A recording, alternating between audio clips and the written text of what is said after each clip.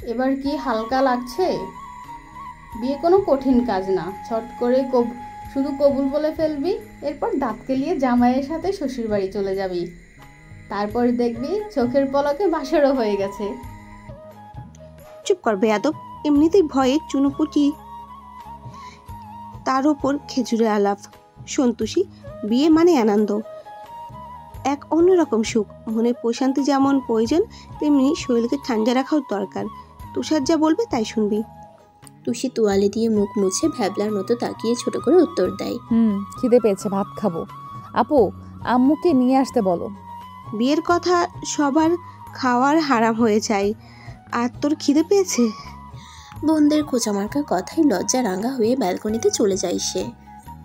তানহা জান্নাত উচ্চস্বরে হেসেই বেরিয়ে যায় নিচে।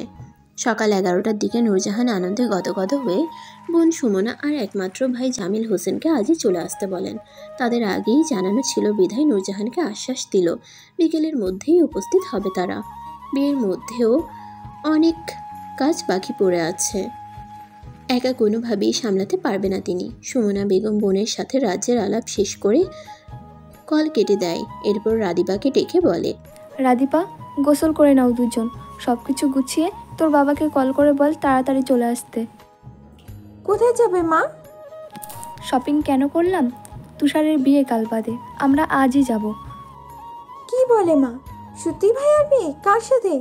রাদিপা মায়ের কথায় হতবিহ্বল হয়ে অবাকের ন্যায় তাকিয়ে থাকে। সুমনা বেগম নিজের রুমে যেতে যেতে বলে, তুষির সাথে তোর খালু সব কিছুই ব্যবস্থা করে ফেলেছে, এবার তাড়াতাড়ি রেডি হ দেখি। তুষির কথা শুনতেই রাদিবার মুখ অটোমেটিক হাঁ হয়ে যায়। কিছুক্ষণ ওভাবেই সেখানে দাঁড়িয়ে থেকে পর মুহূর্তেই দৌড়ে মারিহার রুমে প্রবেশ করে। দু হাত কোমরে রেখে হাঁপাতে হাঁপাতে বলে, আবু সর্বনাশ হয়ে গেছে। কি হয়েছে জানিস? তুষার ভাইয়ের বিয়ে ঠিক। ব্যালকনির গ্রিলে মুগ্ধ নয়নে আকাশের দিকে তাকিয়েছিল মারিহা। হঠাৎ বোনের মুখে নিজের প্রিয়তমের বিয়ের কথা শুনে চমকে যায় সে। অজানা ভয়ে বুকের ভিতর তোলপাড় শুরু করে দেয়। তৎক্ষণাৎ এলোমেলো পা ফেলে রুমে এসে অস্থির চিত্তে বলে, কি বলছিস এসব? অসময়ে আমার সাথে মজা করছিস? সত্যি আপু, কালকে গায়ে হলুদ। বিশ্বাস না হলে আম্মুকে জিজ্ঞেস কর। জানিস কার সাথে? কার সাথে? কে আবার? তুষি। কিভাবে এসব হলো ভাবতেই পারছি না। আমি যাই গোসলে, আম্মু বলেছে রেডি হতে, আগে আগেই চলে যাবে। ওই বাসে গেলেই সব কাহিনী বুঝে যাবে। আপু রেডি হও, গেলাম। মারিহা আনমনেই নিজে নিজে আওড়ালো, তুষি? এই তুষি কিভাবে পারলো এত সহজে তার ভালোবাসার মানুষকে ছিনিয়ে নিতে? কিভাবে তুষারকে ভুলিয়ে ভালিয়ে নিজের করে নিচ্ছে? বিশ্বাসঘাতক! এসব ভেবেই কান্নায় ভেঙে পড়ে সে। মুহূর্তেই মারিহা অনুভব করে এক আকাশ পরিমাণ আফসোসে তার সারা দেহ মৃদু কাঁপছে। তার বোন একটু আগে কি আবল তাবল বলে গেল। বিয়ে কি ছেলে খেলা? বললেই হলো নাকি? এত বছর যাকে মনের মাঝে পুষে রেখেছে, তার বিয়ে অন্য কারোর সাথে, আজ এসবও শুনতে হচ্ছে তাকে, তাও আবার নিজের আপন বোনের মুখ থেকে। মাইগ্রেনের ব্যথা শুরু হচ্ছে মারিহার। দুই চোখ নিজের অজান্তেই ঝাপসা হয়ে সামনের সব কিছু ঘোলাটে হয়ে যাচ্ছে। গলার কাছে দলা পাখিয়ে সব কথার খেই হারাচ্ছে সে। তবুও চোখের কুর্নিশ থেকে দুফোঁটা অশ্রু গড়িয়ে পড়তেই ধপ করে বিছানায় বসে পড়ে মারিহা। কান্নায় ডুকরে বালিশে মুখ চেপে ধরে সে। এ কান্না আপন মানুষকে না পাওয়ার আক্ষেপ, এক আকাশ পরিমাণ আফসোসের। বিকেলে সবাই শপিং করে যার যার মতো বাসায় চলে আসলো। রামিম আহিরও তাদের সাথে শপিংয়ে তাল মিলিয়েছে। সকলের নিজেদের পছন্দ অনুযায়ী শাড়ি চুড়ি থেকে শুরু করে যাবতীয় সব কিছু কিনেছে। কেনাকাটার মাঝে মাঝে রিমি তুষির কানে ফিসফিসিয়ে যাতা বলে লজ্জা দিতেই রেগে তাকিয়েছে তুষি। ছি, এভাবে বিয়ে হয়? কিভাবে সামনে দাঁড়াবে ওই বন মানুষের? এসব ভেবেই ভীষণ লজ্জায় ঘিরে ধরেছে তাকে। কারণ সামনে তাকাতেই ভয় হচ্ছে, যদি মনের কথা বুঝে যায় সবাই, তখন কি উপায়? তারা সন্ধ্যার দিকে বাসায় ফিরেই দেখতে পায় নাজমা বেগমের বোন ডালিয়া, তার স্বামী রিয়াজুল খান আর রাজন ইতোমধ্যেই চলে এসেছে। জান্নাতের দুই মামা কাল সকালে এসেই হলুদ অনুষ্ঠানে যোগ হবেন। সবাই নিজেদের জিনিসপত্র গুছিয়ে রেস্ট নেওয়ার জন্য নিজ নিজ রুমে যায়। তুষি রুমে এসে হাতের জিনিসপত্র রেখে ফ্রেশ হয়ে আসতেই বিছানায় রাখা ফোনটি বেজে ওঠে। হাতে নিয়েই দেখতে পাই তুষারের নম্বর। ভয়ে হাত দুটি মৃদু কম্পন শুরু হয় তার। আজ এমন হচ্ছে কেন? ভয়ে গলা শুকিয়ে আসছে বারবার। আগেও তো অনেক কথা বলেছে, এরকম লাগেনি তো। তৃষ্ণাত্ম গলা ভিজিয়ে কল রিসিভ করে কানে তুলে তুষি। হ্যাঁ তুষার ভাই বলো। কেমন আছিস? শুনলাম তোর নাকি শুক্রবার বিয়ে। ভাবতেই অবাক লাগছে তোর মতো বলদ এমন সুদর্শন স্ট্রং বর পাচ্ছে। ছেলেটার কপাল পোড়া, তার জন্য কষ্টে বুক ফেটে যাচ্ছে আমার। তুষারের কথাই কৌতুক স্পষ্ট। মুহূর্তেই দাঁত কটমট করে তুষি রেগে জবাব দেয়। দামড়া ব্যাটার সাথে 90 বছরের অক্ষম বুড়ো, গায়ে এক চিল তো শক্তি নেই। তুষির কথায় ফিক করে এক গাল হাসে তুষার। দুষ্টুমির ছলে উত্তর দেয়, অক্ষম নাকি সক্ষম বাসর রাতে প্রেগনেন্ট বানিয়ে দিলেই হাড়ে হাড়ে টের পাবি। এই বুড়ো সব করতে পারে, এখনও ব্যাপক স্ট্রং। তুষারের ভালোবাসার গভীরতা অনেক, অল্প দিনেই মিটবে না। তখন আমার বডি দেখলেই তোর বুক কাঁপবে সুইটহার্ট। তখন আবার সামলাতে না পেরে বাধা দিতে আসিস না, এক চুলও ছাড়বো না। তুষারের কথায় পরক্ষণেই তুষের কান গরম হয়ে যায়। নিজের বোকামিতে ইচ্ছে করে ফ্লোর খুঁড়ে নিচে ঢুকে যায়। অসভ্য তুষার ভাই, মুখে লাগামের ছিটে ফোটাও নেই। এমনকি ভয়ে হৃদস্পন্দন কাজ করছে না, তার মধ্যে এসব বেহায়া কথা। জঙ্গলি ভূত। বড় দম নিয়ে মিনমিন করে ছোট করে উত্তর দেয় তুষি। কথা বলতেও আজ শত জড়তা কাজ করছে তার। এমন কথাই তুষার কপাল কুঁচকে বলে, কি হয়েছে তোর? গলা এমন শোনাচ্ছে কেন? এইভাবে ধরা পড়ে যাওয়ায় মুহূর্তেই ফট মিথ্যা কথা বলল তুষু। মাথাটা একটু ব্যথা করছে, তোমাকে আবার পরে কল দেই। আচ্ছা ঘুমা বেয়াদব, 2 দিন পর বিয়ে, কি একটু রোমান্টিক কথা বলবে তা না? বলছে এখানে ব্যথা ওখানে ব্যথা। 2 দিন পর সত্যি তোর পুরো দেহে ব্যথা বানিয়ে ছাড়ব। দাঁত কটমট করেই কল কেটে দেয় তুষার। এদিকে তুষি ওর কথার আগা মাথা ভালো করে বুঝতে পেরে আতঙ্কে ঢোক গিলে দুরু দুরু বুক নিয়ে ফোন কেটে ক্লান্ত দেহটি বিছানায় এলিয়ে দিয়ে তুষি লজ্জায় রাঙা হয়ে মুখ লুকাই চাদরে। রাতে সব বন্ধুদের সাথে আড্ডা দিয়ে মন ভরে গেল তুষারের। তৌফিক আর সিয়াম আসবে, বাকিগুলোর সময় নেই। ওইদিকে পঙ্কজ আর রামিম এত দূর জার্নি করে আসতে পারবে না, তবুও কথা দিয়েছে আসবে। বাসায় গিয়েই দেখতে পাই সুমনা বেগম তার স্বামী শামীম হোসেন আর হামিদা বেগমের সাথে নূরজাহান হেসে আড্ডা দিচ্ছে। তুষার ধীর পায়ে এগিয়ে আসে, তাদের মাঝে বসে টুকটাক কথাই মুশকুল হয়ে যায়। গেস্ট রুমের দরজার ফাঁকা দিয়ে এক দৃষ্টিতে তুষারের দিকে তাকিয়ে ঠুকরে কেঁদে উঠে মারিহা। ভালোবাসার মানুষ কালকের পরের দিনই অন্য কারো হবে, কিভাবে সহ্য করবে সে? তুষার কেন বুঝলো না এই অবুঝ মনের আর্তনাদ? ছোট থেকে এক বুক ভালোবাসা নিয়ে ভাবনার জগতে যে সংসার সাজিয়েছে, তার কি বিচ্ছেদ হবে কাল? কেন বুঝলে না তুষার ভাইয়া? কি আছে ওই পুচকে মেয়ের মাঝে যা আমার মাঝে নেই? আমি ভালো না থাকলে তুষিকেও থাকতে দেব না। দুজনকে আলাদা করতে পারলে তবেই আমার হৃদয় শান্ত হবে। তোমার সামনে দাঁড়িয়ে ভালোবাসি বলতে পারিনি, এটাই কি ভুল ছিল আমার? কিভাবে থাকবো তোমায় ছাড়া? এসব ভেবে কেঁদে দেয় মারিহা। রেগে ডান হাতে সর্বোচ্চ শক্তি দিয়ে দরজা ধাক্কা দিয়ে ধপ করে বিছানায় শুয়ে পড়ে। উপর হয়ে শুয়ে শূন্যতায় বালিশে মুখ গুজে কাঁদে। বুকের ভেতর হাহাকার বয়ে যাচ্ছে তার। অপূর্ণতায় তোলপাড় হচ্ছে হৃদয়। এক অজানা কষ্টে গলা ফাটিয়ে বলতে ইচ্ছে করছে, আমাকে ভালোবাসলে না কেন তুষার ভাই?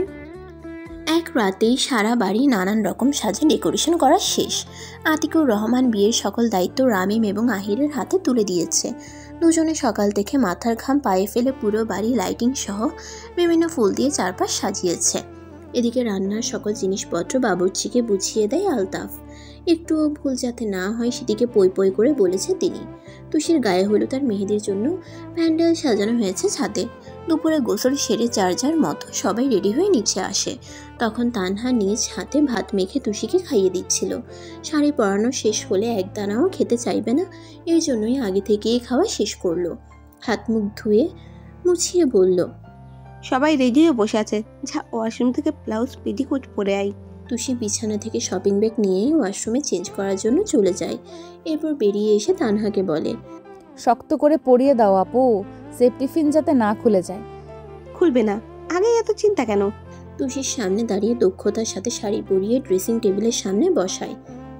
পাশ থেকে মেকআপ বক্স নিয়ে হালকা মেকআপ করে দেয়, সাথে চোখে কাজল, ঠোঁটে গাঢ় টকটকে লাল রঙের লিপস্টিক, চুলগুলো খোপা করে তাজা গাঁদা ফুলের গাছটা গুজে দেয়।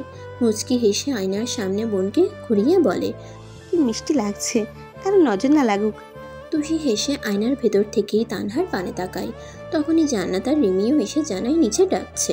তুষির ভেতরে কেমন যেন লজ্জা লাগছে। রিমি ওর হাত ধরে সাবধানতার সহিত ছাদের মাঝ বরাবর প্যান্ডেলে বসায়। আজ তাকে ঘিরে মানুষের অভাব নেই। কাল জুই জানিয়েছে রাতেই চলে আসবে গায়ে হলুদ দিতে। তুষি তখন তিরিক্ষি মেজাজে চিল্লিয়ে বলল, সকালে আসতে বলেছি, আর তুই রাতে আসবি? আমিও তোর বিয়েতে যাব না। শোন ভাই, কি হয়েছে? আমি নানুর বাসায় কালকে এসেছি, এখন বললেই কি যাওয়া যায়? তাছাড়া তুই আগে বলিস নাই কেন? সব দোষ তোর। তুষি রেগে খ্যাক খ্যাক করে কথা বলেছে জুইয়ের সাথে। একমাত্র বেস্ট ফ্রেন্ডই যদি বিয়েতে না আসে তবে সেই বিয়েতে মজা আছে। তবুও মনে মনে ভেবে রেখেছে বাসায় আসার পরই আক্রমণ করবে জুইয়ের উপর। সন্ধ্যায় বাড়ির চারপাশে রং বেরঙের আলোয় মুখরিত। এরপর তুষিকে আতিকুর রহমান থেকে শুরু করে সবাই গায়ে হলুদ দেওয়া শেষ করলো। তার সম্পূর্ণ মুখে হলুদের ছড়াছড়ি। সকল আত্মীয় স্বজন মন ভরে হলুদ দিয়ে দ্রুত গোসল করিয়ে দেয় তুষিকে। অতঃপর আরেকটা হালকা সবুজ রঙের সুতি কাপড় পরিয়ে মেহেদি দেওয়ার জন্য বসায়। রিমি নিজেই বসলো মেহেদি পরাতে। জান্নাত আপাতত ছাদের কোনায় আহিরের সাথে প্রেমে ব্যস্ত। আহির তার দু হাত কোমরে চেপে ধরে ফিসফিসিয়ে বলে, দিন দিন আরো সুন্দর হচ্ছ জান, আবারও তোমাকে বিয়ে করতে ইচ্ছা করতেছে। ছাড়ো, কেউ দেখে ফেলবে। আহির আলতো হাতে ছেড়ে একটু দূরত্ব বজায় রেখে দাঁড়ায়। জান্নাতের চুলের পেছনে হাত ঢুকিয়ে ক্ষীণ কণ্ঠে শুধায়, ছাড়লাম, রাতে ছাড়বো না। কথা শেষ হতেই আহিরের বুকের পাঠায় মৃদু ধাক্কা দিয়ে মুচকি হেসে চলে যায় তুষির কাছে। বেহায়া পুরুষ, সারাক্ষণ শুধু গা ঘেঁষার মতলব আটে। মেহেদি দেওয়ার সাথে সবাই যার যার মতো আড্ডা দিচ্ছে, আর বক্সে গানের তালে তালে ছোট বাচ্চারা কোমল দুলিয়ে নাচছে। আজ যেন কোনো কথা শেষ হচ্ছে না কারো। হাসির শব্দে গমগমে পরিবেশ সৃষ্টি হয়েছে সম্পূর্ণ ছাদে। এসবের মাঝেই হঠাৎ সেখানে জুই এসে উপস্থিত। দাঁত কেলিয়ে তুষির পাশে বসতে বসতে বলে, শুভকামনা বান্ধবী। আরামের জীবনের শেষ ধাপের জন্য এক বালতি সম্বেদনা। তুষি দাঁত কটমট করে তাকায় জুইয়ের দিকে। রুক্ষ গলায় জবাব দেয়, হাতে মেহেদি বলে বেঁচে গেলি, নয়তো পিঠের ছাল উঠিয়ে দিতাম। এত দেরি হয় আসতে, তাই না? আমিও জেদি মেয়ে, এক পাও নড়ব না তুই কখনো কোথাও যেতে বললে। আচ্ছা, না গেলি? ফিলিংস কেমন? কি প্রতিজ্ঞা করছিলি মনে নেই? বাসর রাতে ভিডিও কল করা যায়। চোখ টিপে হেসে ওঠে জুই। ততক্ষণে দু হাতে রিমির মেহেদি পরানো শেষ।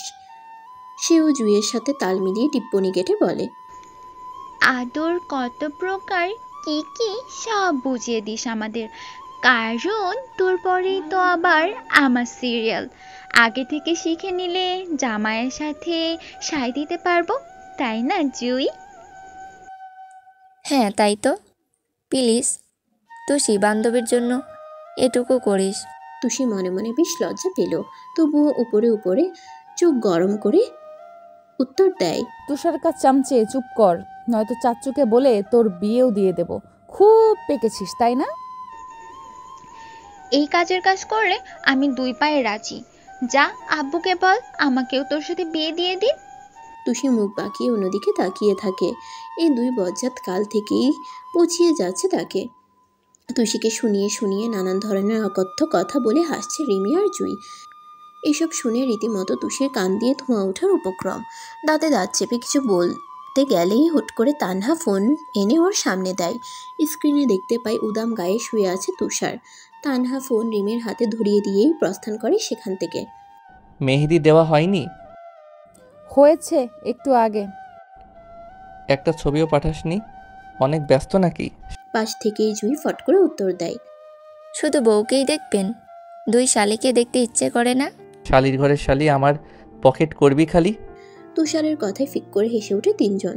জুই ইতিমধ্যেই রাজ্যের আলাপ শুরু করে দেয় তার সাথে। রিমিও কম যায় না, তুষিকে বারবার কনুই দিয়ে গুঁতো মেরে হেসে গড়াগড়ি খাচ্ছে। ওদের এমন কাণ্ডে লজ্জায় তুষি বসে থাকতে না পেরে উঠে চলে যায় নিচে। রুমে এসে ওয়াশরুম থেকে দু হাত ভালোভাবে ধুয়ে মুছে নেয়। গায়ের শাড়িটা খোলার জন্য তার হাত নিষ্পিস করছে, কিন্তু আমেনা বেগম যদি বকেন তখন। এসব ভেবেই দীর্ঘশ্বাস ফেলে বাইরে তানহাকে ডাকে তুষি। আপু একটু আমার রুমে আসো। তানহার শরীর তেমন ভালো লাগছে না, চারপাশের কোলাহলে বমি বমি পাচ্ছে। তবুও বোনের ডাকে আস্তে ধীরে হেঁটে এসে জবাব দেয়, তাড়াতাড়ি চলে এলে, কোনো সমস্যা? রাত 10টা বাজে, তুমি বলছো তাড়াতাড়ি? শাড়ি চেঞ্জ করি আপু, ভালো লাগছে না। হ্যাঁ, খারাপ লাগলে চেঞ্জ করে নর্মাল কাপড় পর। তুষি মাথা দুলিয়ে হেসে হুড়মুড় করেই শাড়ি পাল্টে টি শার্ট আর প্লাজো পরে নেয়। এরপর আমিনা বেগমকে কল করে আসতে বলে দ্রুত। মেয়ের জরুরি তলবে রুমে প্রবেশ করতে করতে বলে, কি বলবি, শাড়ি পাল্টে ফেললি? শরীর চুলকাচ্ছে, শোনো মা, ঘুম পেয়েছে ভীষণ, ক্লান্তিতে চোখ খুলতে পারছি না, সব কিছু শেষ হলে ঘুমিয়ে যাই। মেয়ের আবদারে কান্না চলে আসলো আমিনা বেগমের। মাথায় হাত রেখে কপালে চুমু খায় তিনি। আদুরে স্বরে শুধালো, ঘুমা, দরজা ভিজিয়ে লাইট অফ করে শুয়ে পড়। তুষিও মাকে শক্ত করে জড়িয়ে রাখে। আজ বাদেই কাল চলে যাবে এই মানুষটিকে ছাড়া। মুহূর্তেই চোখের কোণে পানি এসে পরে ঠুকরে উঠে তুষি। আমিনা বেগম হকচকিয়ে যায়। সর্বনাশ, আবার মেয়েটাকে কাঁদালো। এই দিব্যি হাসি খুশি ছিল, তার বোকামিতেই কাঁদতে হলো মেয়েকে। দু হাতে চোখ মুছিয়ে চুমু খেয়ে বলল, অনেক সুখে থাক মা। তুষির থেকে নিজেকে ছাড়িয়ে হনহন করে চলে যায় তিনি। আঁচলে মুখ লুকিয়ে মেয়ে দুটোর কথা মনে পড়তেই ফুপিয়ে কেঁদে ওঠে। কিভাবে থাকবে আদরের ছোট মেয়েটাকে ছাড়া? সংসার ঠিক মতো সামলাতে পারবে তো? নূরজাহানের আজ ভীষণ তাড়া, এক বিন্দুও বসে থাকার জো নেই। সারাক্ষণ দৌড়ের উপর কাজ করেই যাচ্ছে। মনের মতো কাজ না হলে ভালো লাগে না, তাই নিজেই সবাইকে বুঝিয়ে দিচ্ছে কাজ পারফেক্ট হওয়া চাই। বাসায় এক বিন্দুও পা ফেলার অবস্থা নেই। চারপাশে মানুষের ভিড়ে যা তা অবস্থা। সকাল থেকেই তৌফিক আর সিয়াম জম্পে আড্ডা দিয়েছে সবার সাথে। কথার ফাঁকে ফাঁকে তৌফিক রাদিবার দিকে মাঝে মাঝেই জোড়া চোখে ভ্যাবলার মতো তাকিয়ে পরখ করছে। রাদিবা যখন হুট করেই তৌফিকের পানে তাকায়, মুহূর্তেই দাঁত কেলিয়ে হেসে ওঠে তৌফিক, যেন কিছুই হয়নি। রেগে রাদিবা দাঁতে দাঁত চেপে বলে, নির্লজ্জের মতো তাকিয়ে আছেন কেন? ফুলের মতো সুন্দর আপনি। বেহেয়া, ক্যারেক্টারলেস। ইস, এ যেন মুখে মধু অন্তরে বিষ। রাদিবা অনবরত রাগে ফুঁসছে। ধপ করে সবার মাঝ থেকে উঠেই রুমে যায় সে। বিছানায় বসতেই দেখতে পায় মলিন মুখে মারিহা বারান্দায় বসে আছে। বোনের কষ্টে পরক্ষণেই রাদিবার মুখ কালো হয়ে যায়। এক দীর্ঘশ্বাস ফেলে উচ্চস্বরে প্রশ্ন করে, নিচে সবাই আড্ডা দিচ্ছে, তুই একা একা দেবদাসের মতো বসে আছিস কেন? ছোট বোনের কথায় পিছন ফিরে একবার তাকিয়ে আবার বাইরের দৃষ্টি নিক্ষেপ করে মারিহা। কয়েক মিনিট যাওয়ার পরও রাদিবা উত্তর না পেয়ে শুধায়, তোর অবস্থা আমি আর নিতে পারছি না। দুনিয়ায় কি ছেলে পাস না? ওই তুষারের মাঝে কি দেখলি? আলতো পায়ে রুমে এসে বিছানায় গুটি সুটি হয়ে বসে। অতঃপর বড় এক দম ফেলে মেজের দিকে তাকিয়ে জবাব দেয়, মরিচিকার পেছনে ছুটতে ছুটতে কখন যে নিজের অস্তিত্ব হারিয়ে ফেলেছি বুঝতেই পারিনি।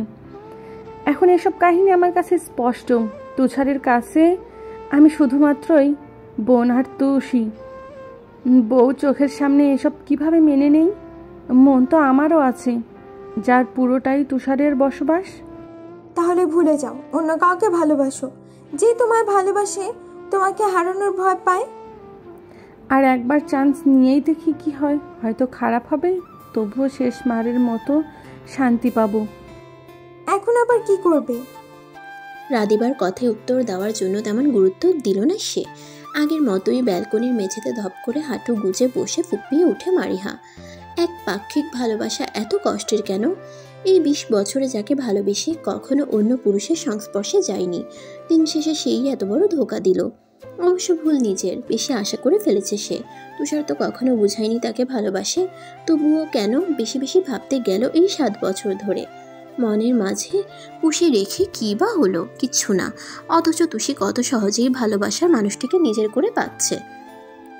এমন কপালই বা কয়জনের হয়? কেউ 1000 চেয়েও পায় না, আবার কেউ না চেয়েও পেয়ে যায়। দুদিন পর তুষি সারা দেহে স্বামী চিহ্ন নিয়ে ঘুরে বেড়াবে। ভালোবাসার মাঝে সর্বক্ষণ ডুবে রইবে সে। এসব ভেবেই আরও ঢুকরে ওঠে মারিহা। কিভাবে চোখের সামনে অন্য কাউকে স্পর্শ করবে তুষার? দুপুরে তুষার সবাই এক লম্বা শাওয়ার নিয়ে আসতেই সুমনা বেগম অস্থিরতার সহিত বলে, তুষার, গাড়ি এসে গেছে, তাড়াতাড়ি রেডি হয়ে নাও, আকাশের অবস্থাও ভালো না। ধীর গতিতে হেঁটে আয়নার সামনে দাঁড়িয়ে দুহাতে চুল ছেড়ে জবাব দেয়, যাচ্ছি 10 মিনিট। ও পাশে সবাই রেডি? রাদিবা, মারিহা? হ্যাঁ, সবাইকে বলেছি। এখন গেলে বিয়ে পড়িয়ে সন্ধ্যার আগেই চলে আসতে পারবো।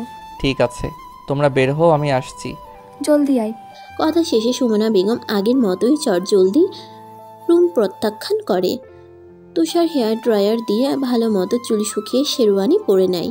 মনটা আজ অজানা অনুভূতিতে সিক্ত। ভালোবাসার মানুষকে কাছে পাওয়া তীব্র ইচ্ছে ভরপুর কাজ করছে হৃদয়ের মাঝে। কত শত ইচ্ছে কল্পনা সব সত্যি হবে আজ। আয়নার সামনে দাঁড়িয়ে নিজেকে দেখেই মনে মনে আওড়ায়। আর মাত্র কয়েক ঘন্টার অপেক্ষা। এই অশান্ত বুক তোর ছোঁয়ায় শান্ত হয়ে যাবে নিমিষেই। আকাশের মতো বিশাল এই হৃদয়, সাগরের মতোই গভীর আমার স্পর্শ।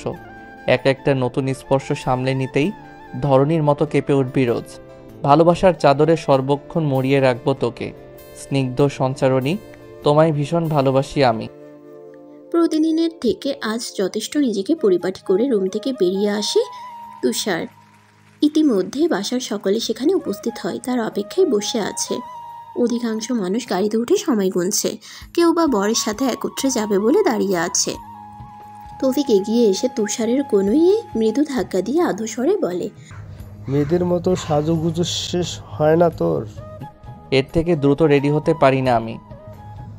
আমার বিয়েতে সকাল সকাল রেডি হইয়া বইয়া থাকু, টিনামি করলে বউ দেরিতে পামু, কিন্তু মামা আমার এত ধৈর্য নাই। তুষারের বাম পাশে দাঁড়িয়ে বদের মতো হেসে বলে উঠল তন্ময়। সিয়াম তৌফিকের সাথে তন্ময়ও আজ সকালেই বিয়েতে উপস্থিত হয়েছে। তুষার ফিক করে হেসে উঠলেও পর মুহূর্তেই চোখ লাল করে জবাব দেয়, মনে হচ্ছে আমার থেকে তোদের উত্তেজনা বেশি হচ্ছে, শালা ডাফার। তাদের কথার মাঝেই নূরজাহান পায়েসের বাটি হাতে নিয়ে তুষারের নিকটে আসে। ছোট চামচ দিয়ে পায়েস অল্প তুলে মুখে পুরে দেয় তুষারের। মুচকি হেসে বলে, আব্বা, আমার নতুন জীবনের জন্য শুভেচ্ছা। যা আব্বা, রাজকন্যাকে তুলে নিয়ে আয় আমার এই ছোট্ট ঘরটায়। আম্মা, তোমার জন্যই কিন্তু রাজাকারের উত্তরসূরিকে বিয়ে করার জন্য যাচ্ছি। ভয় হচ্ছে আম্মা, দোয়া পড়ে বুকে ফু দিয়ে দাও। সব সময় ফাজলামো।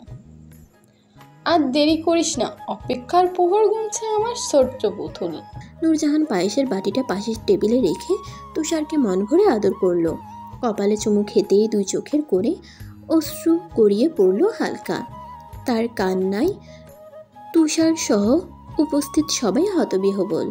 মায়ের কান্নায় তুষার অস্থিরতার সহিত জিজ্ঞেস করে, আম্মা, বলদের মতো কান্না করার মানে কি?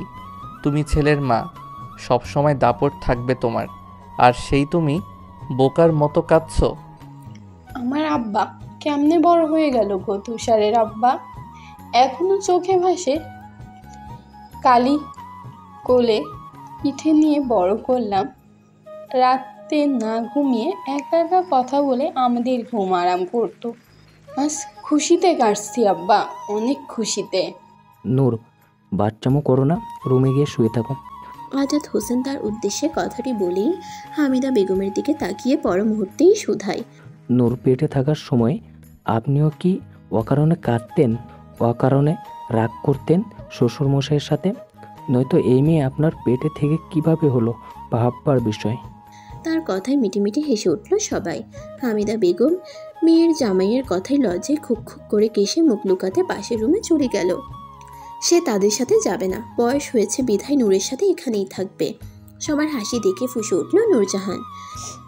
মা, তুমি লুকালে কেন? মুখ নেই তোমার? এই লোকটা যা তা বললো, তুমিও মেনে নিবে? কালই তোমার সাথে চলে যাব, দেখি কে রান্না করে খাওয়ায়। আচ্ছা তুষিমা আসছে আজ, ও থাকলেই হবে। তুমি না হয় তুষি আসার পরে চলে যেও। এবার ভয়াবহ রেগে গেলেন নূর। চোখ লাল করে তুষারকে ধরে কেঁদেই যাচ্ছে। তুষারের হলো জ্বালা, বাবাও পারে এই সময়ে কেন রাগিয়ে দিতে হবে। বড় করে নিঃশ্বাস ফেলে অনেক কিছু বলে বুঝায়। তাকে জড়িয়ে মাথায় হাত বুলিয়ে দিল। পাশ থেকে সুমনা বেগম ফুস করে নিঃশ্বাস ফেলে বলল কান্না থামাতে। অতঃপর তুষারকে নিয়ে সবাই বরের সাজানো গাড়িতে উঠে বসলো। তৌফিক প্রতিটি গাড়িতে অনেক উকি ঝুঁকি দিয়েও তখন রাধিবার টিকিটুকুও খুঁজে পেল না। ড্রাইভার গাড়ি স্টার্ট দিতেই জোরে তুষারের নাম ধরে ডেকে উঠে সে। হঠাৎ তার কাণ্ডে সবাই চমকে যায়। তার পানে ভ্রুকুচকে তাকিয়ে রইল সকলে। তৌফিক ব্যাপারটা বুঝতে পেরে সবার দিকে তাকিয়ে বেকুপের মতো হাসে। ড্রাইভারকে বলল 5 মিনিটে আসছে সে। গাড়ি থেকে নেমেই পেছনের প্রাইভেট কারের জানালায় মৃদু গলা বাড়িয়ে অপরাধীর ন্যায় সুমনা বেগমের কাছে আমতা আমতা করে বলল, খালামণি, মাহির আপুদের দেখতেছি না যে, তারা আসে নাই? আপনার কি সমস্যা? যাবো না কি থাকবো, এসব নিয়ে মাথা ঘামানোর মানে কি? একেবারের পিছনে সর্বশেষ সিট থেকে রাদিবার কণ্ঠস্বর ভেসে আসতেই মুখে হাসি ফুটে ওঠে তৌফিকের। গলা আরেকটু উঁচিয়ে দেখতে পাই মারিয়া ফোন টিপছে, আর পাশেই চোখ গরম করে রাদিবা দাঁত কামড়ে তাকিয়ে আছে। দাঁত কেলিয়ে হেসে তৌফিক বলে, সবাই ঠিকঠাক এসেছে নাকি? এটা আমার ডিউটি ছিল। যাক, আপনারা উপস্থিত হয়েছেন এটাই দেখে শান্তি লাগছে। এত ফাস্ট গাড়িতে বসবেন ভাবতেই পারিনি। এরপর মাথাটা বের করে সুমনার দিকে তাকিয়ে মিষ্টি হেসে বলে, সাবধানে চলে আসেন খালামণি, কোনো সমস্যা হলে জানাবেন, সামনে আছি আমরা। সুমনা স্মিত হেসে মাথা এলিয়ে সাই জানায়। রাদিবা দাঁতে দাঁত চেপে রাগে ফুঁসছে অনবরত। বেহায়া পুরুষ আগ বাড়িয়ে ভাব জমাতে আসে।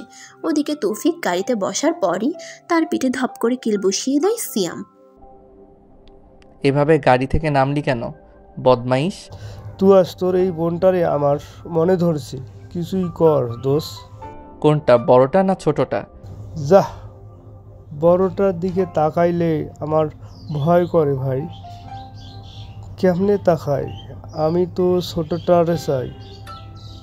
যখন চোখ গরম করে ভাই, আমি জাস্ট ফিরা হয়ে পড়ে যাই। শালা, তোর গার্লফ্রেন্ডকে আমি জানাচ্ছি। গার্লফ্রেন্ডের কথা শুনতেই তৌফিক ভয়ে মুখ কাদো কাদো করে রাখে। মাথা নিচু করে জানালার বাইরে তাকাতেই গগন ফাটিয়ে হেসে ওঠে সব বন্ধুরা। গাড়িও চলছে আপন গতিতে। এদিকে তুষারের মনে ঝড় বয়ে চলেছে, কখন বধূ বেশে তার কল্পনার রানীকে মন ভরে দেখবে। সকাল থেকেই তুষির মনে এক প্রকার নার্ভাস কাজ করছে। অজানা সুখে মন উতলার কারণে ঘর থেকেই বের হতে পারছে না। চোখের সামনে সর্বক্ষণ ভাসছে তুষারের দুষ্টু মাখা মুখ। জুই রিমিও সবসময় ওর কাছে থেকে নার্ভাস ভুলানোর জন্য নানান কথাই ডুবিয়ে রেখেছে। দুপুরে সবাই ওর রুমে বসে আলোচনা করছে কে কিভাবে সাজবে। পার্লার থেকে দুটো মেয়ে বাসার মেয়েদের সাজাতে এসেছে